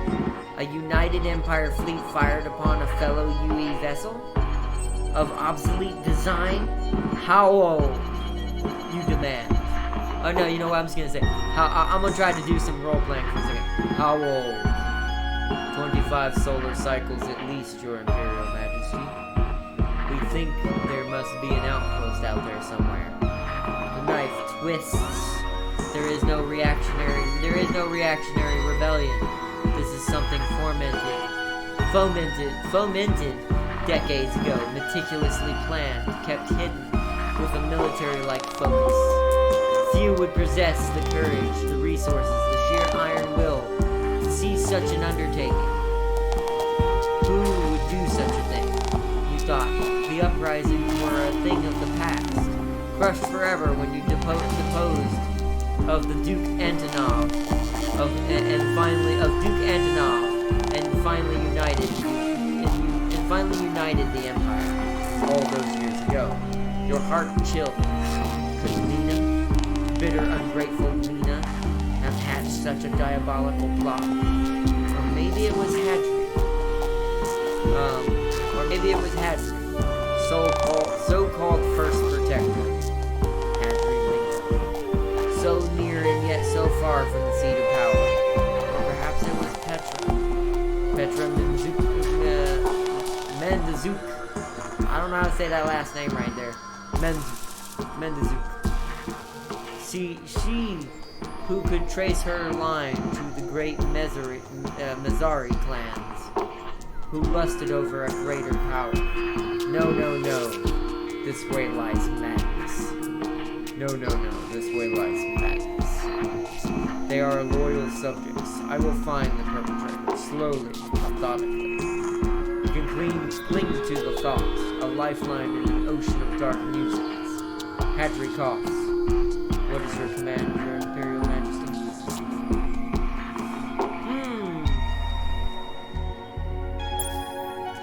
If we bribe, we get a stockpile of 600 in our empire. If we locate,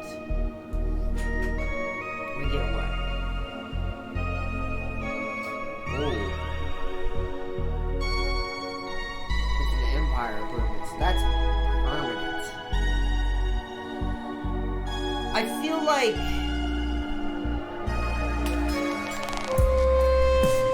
this would fit us more properly. This gives us Punisher drives. Plus 10% on damage on ships.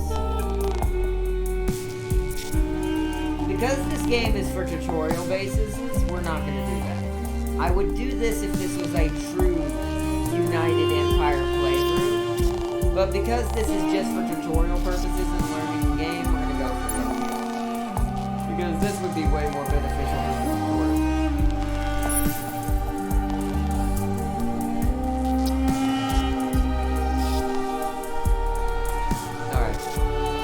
Better keep this matter private, or else we'll be made a laughing stock. Send a small fleet to locate and deal with the rebel outposts. Discreetly and efficiently is the right response.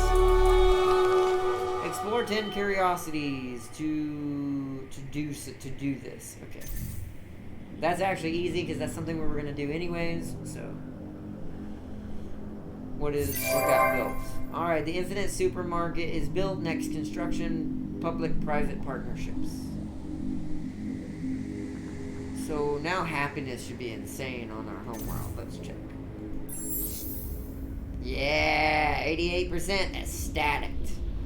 See, this is what you want to see because now, even though the planet is producing 3, and it's being multiplied by 4, which 3 times 4, so 336. So we're getting 12 now. But I think, yeah, look, plus 25% influence on systems. So, oof, we're getting lots. We're getting lots. This is actually still nothing in compared to what this empire is capable of making influence-wise, but we're getting there. We are getting there.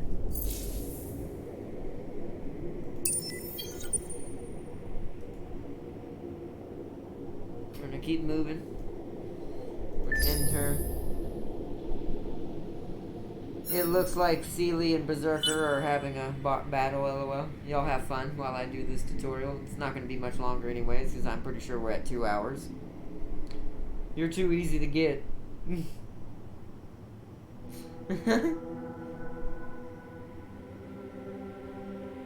Oh.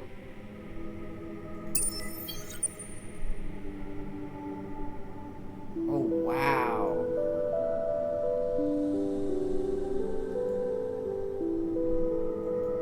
Wow, this is a really far out system. I'm gonna support industrial. See, I kind of want my militarists to come back up.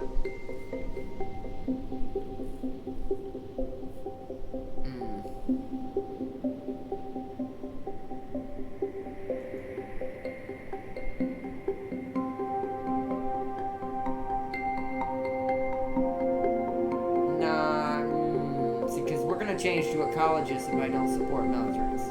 Ecologist is winning the survey. I'm going to officially support militarists. Okay, that's what I want. Okay, and then next step. So what you're seeing right now is a breakdown of our votes. Let's see who wins.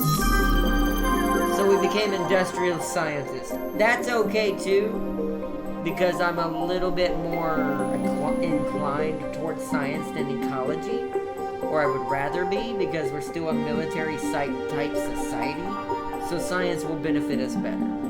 So right now we can enact dirty hands. It's not really helpful. I mean, it is, but not right now. Not really helpful right now. So none of that's really helpful, but and that's what that is. Basically, so now, basically, if we go here, and we go here, or was that it? No, it's this. If we go here, we can now see scientists have grown a little, and now they're even with everybody else, because it won the election. Still, most of our representatives are industrial, at least for right now.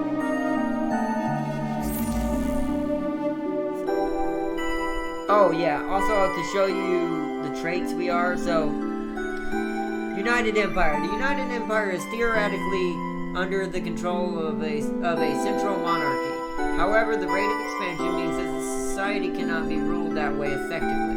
In fact, the systems of colonial diaspora are colonized by designated corporations who work hand in hand with the Ministry of Investment and Development. God, this sounds like America, but not in a good way. Work hand in hand with the Ministry of Investment and Development. Ministry of Security and the Ministry of Security is involved as well due to the need for natives and/or /alien pacification. That's not a good word you hear in a society. Security forces, defense, and surveillance. But yeah, never let your guard down around a worshiper of chaos.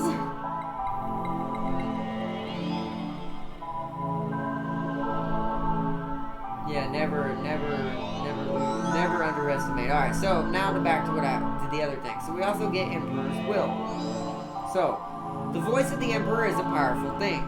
Use influence to buy technology, constructions, and items on the marketplace. Generate influence for each construction. Can influence to buy out star systems, improvements, research technology, And like it said, for every building we build, we get a flat amount of influence as reward. We're also Imperials, which means there are many paths for these humanoids, though they tend to prefer economic and military development. And you don't have to obey this. You can change this. If we wanted to, we could go complete 180 and make them into like democratic humans instead of imperialistic humans. But the game kind of gives you a hint at like, okay, this is kind of what you want to be focusing on, economy or politically wise in your empire. And then we got empire traits, which we got expansionist 1. Strong propaganda laughed up by eager colonists mean that the people are less inclined to be annoyed when their empire grows. So minus 25% over colonization penalty on empires. So we can max out worlds without them being really hurt by it at all, is what that means. And I think there's one that has a better expansionist trait in the game, which might be the one we end up going for, because you know me, I like expansion quickly, which is usually why I do hive mind type people. And then we're also Patriots level 2. Real patriots that are ready to give their blood and life to the Empire led to a higher conscription rate, meaning we get 25% more manpower capacity on Empire. Whereas xenolinguistics, we have xenolinguistics, which grants us xeno-industrial infrastructure right out the gate, and we can already harvest titanium. Meaning if we find titanium, we can already use it. We don't have any, but that's really important for us. And then off-world agribusiness. This is their influence / manipulative, like, market side. So you start with the technology already discovered of off-world agribusiness faction trade. A host of increment breakthroughs to trade agreements, cultural translations, and handling of xeno foods, which grants a system improvement approval Oh, this is why we're able to do it. It's not a glitch. This is why we're able to have infinite supermarkets right out the get-go. Because it's a part of our empire traits. I see. That's why we had it. Okay. But that's basically the rundown of the empire we're playing as. I think that might be where we start to wrap it up, though. I want to see what's in this system before we're done, though. There. Whoa. Okay. Primus. Food, industry, money. Ooh, industry and money. So far, no anomalies. They have, well, no real anomalies. They have binary moons and stuff, but no real curiosities. There's one. Life form detected. Yeah, there were no curiosities in this place. This was horrible for curiosity. So, fired the probe. And we found more dust trees. I think the tutorial is on purposely making it really easy for you. Because I feel like we wouldn't have found this many dust trees back to back in a normal playthrough. New event, Mapmakers Anonymous. Your crew follows a mysterious electromagnetic ping all the way to its source. A half-buried control center in the overgrown ruins of one of the system's planets. A quick raid of a surprisingly modern computer system reveals a detailed map of the constellation, including a few systems in unexpected places. We're going to take it, and we're going to be done. Well done. Wait, well done. You've discovered a system in a distant constellation. But do you know how to reach it? In order to travel without lanes, you have to unlock the technology baryonic shielding in the stage 2 of Science and Exploration Quadrant. Note that you can also use the search tool located at the bottom of the technology screen. So where did that show us? Oh, right here. Libra. But we don't know how to get there. And that's what I was talking about. So this is kind of a perfect example of what I was talking about last time.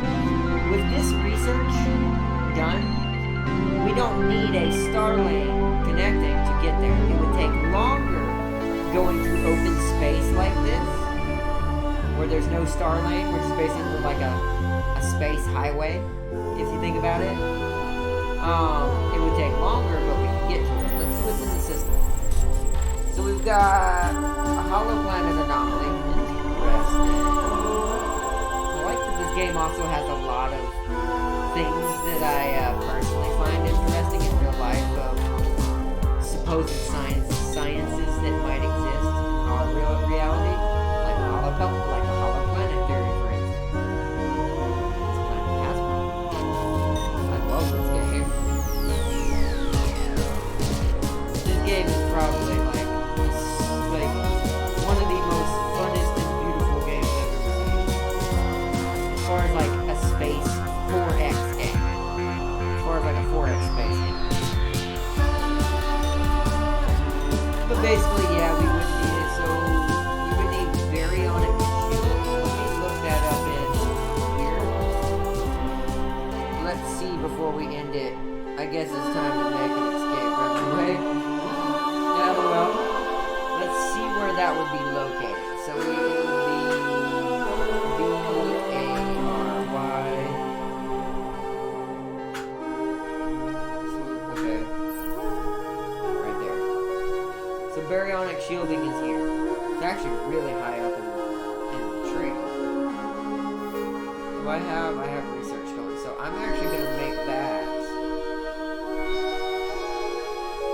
movement bonus. But this, once again, this is ecologies. If I keep doing this too much, we're going to be a freaking industrial ecology society. I need to cue something that's going to give us some militarist.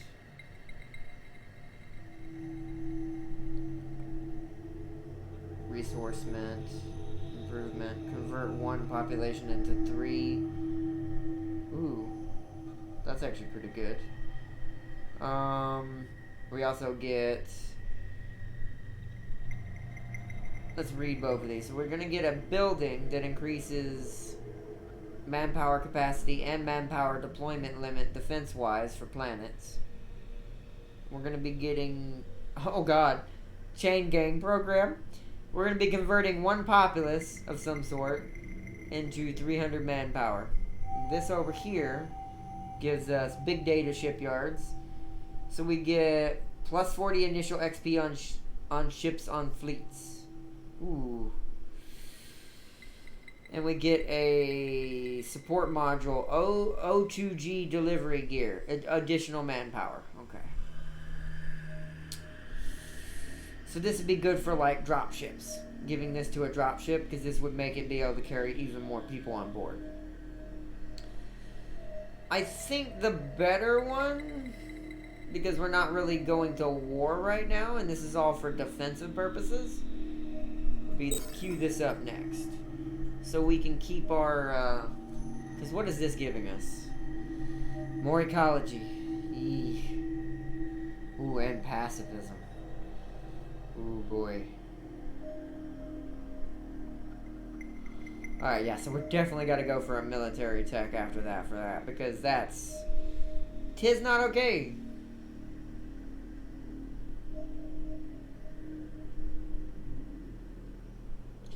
Are these the types of basic high slugs? So these are the type of weapons we have available to us.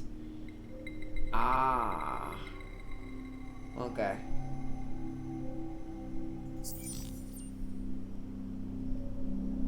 But that makes sense. At Ardnot, I will leave you with this question. Would you rather be a centaur or a mermaid? Technically it'd be merman if I'm a dude, but probably a centaur. I feel like a centaur would be, I don't know, I just feel like a centaur would be easier to live as. Because a centaur is land-based. It's pretty big as far as a life form is concerned. So it'd be really hard for much to take it down, predator-wise, as a person. So, you know how we have to worry about tigers and lions? I'm pretty sure you'd still have to worry about it as a centaur. But I feel like as a centaur, you'd run faster. As a centaur, you'd be able to leap better than a human could. So you'd be able to get away way easier. So most predators would be null and void to you unless they have a gun. Then that would be centaur versus humans.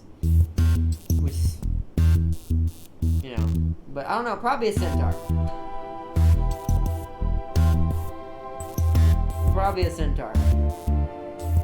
But I think this is where we're going to wrap it up, everybody. I'm going to... Is there a way to save this?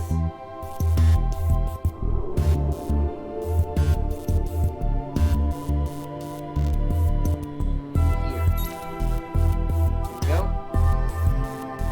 Okay.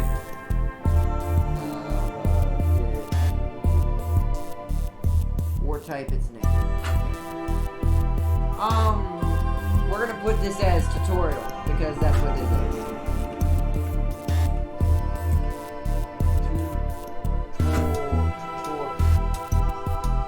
I forgot how to spell tutorial.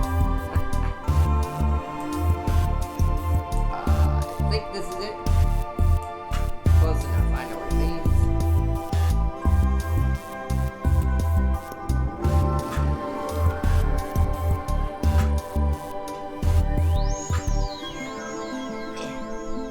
Can't reach anything.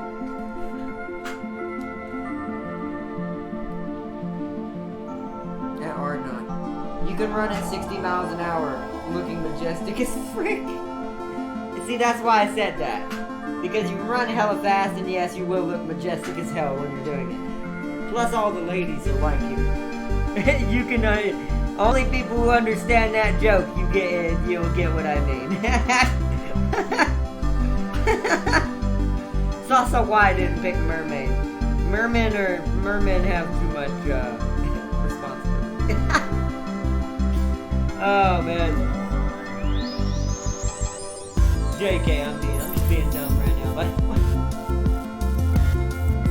Alright, so let's quit. with quick game. We're gonna end it there. I'll probably play more of this on my own, but my gosh, look at that beauty! Look at them ships. That's how you know when you've joined something amazing. I actually just realized I don't... Well, no, it says join game.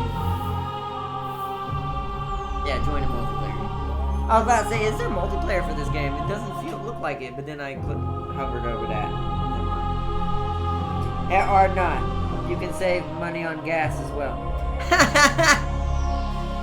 Yep, exactly. Perfect. It's the perfect setup. We should all just turn into centaurs. Screw being human. It's better than being a robot, because centaurs still are sentient biological creatures who get to make free will choices. So let's all just become centaurs in the future. LOL. But alright, everybody, I'm gonna end it here.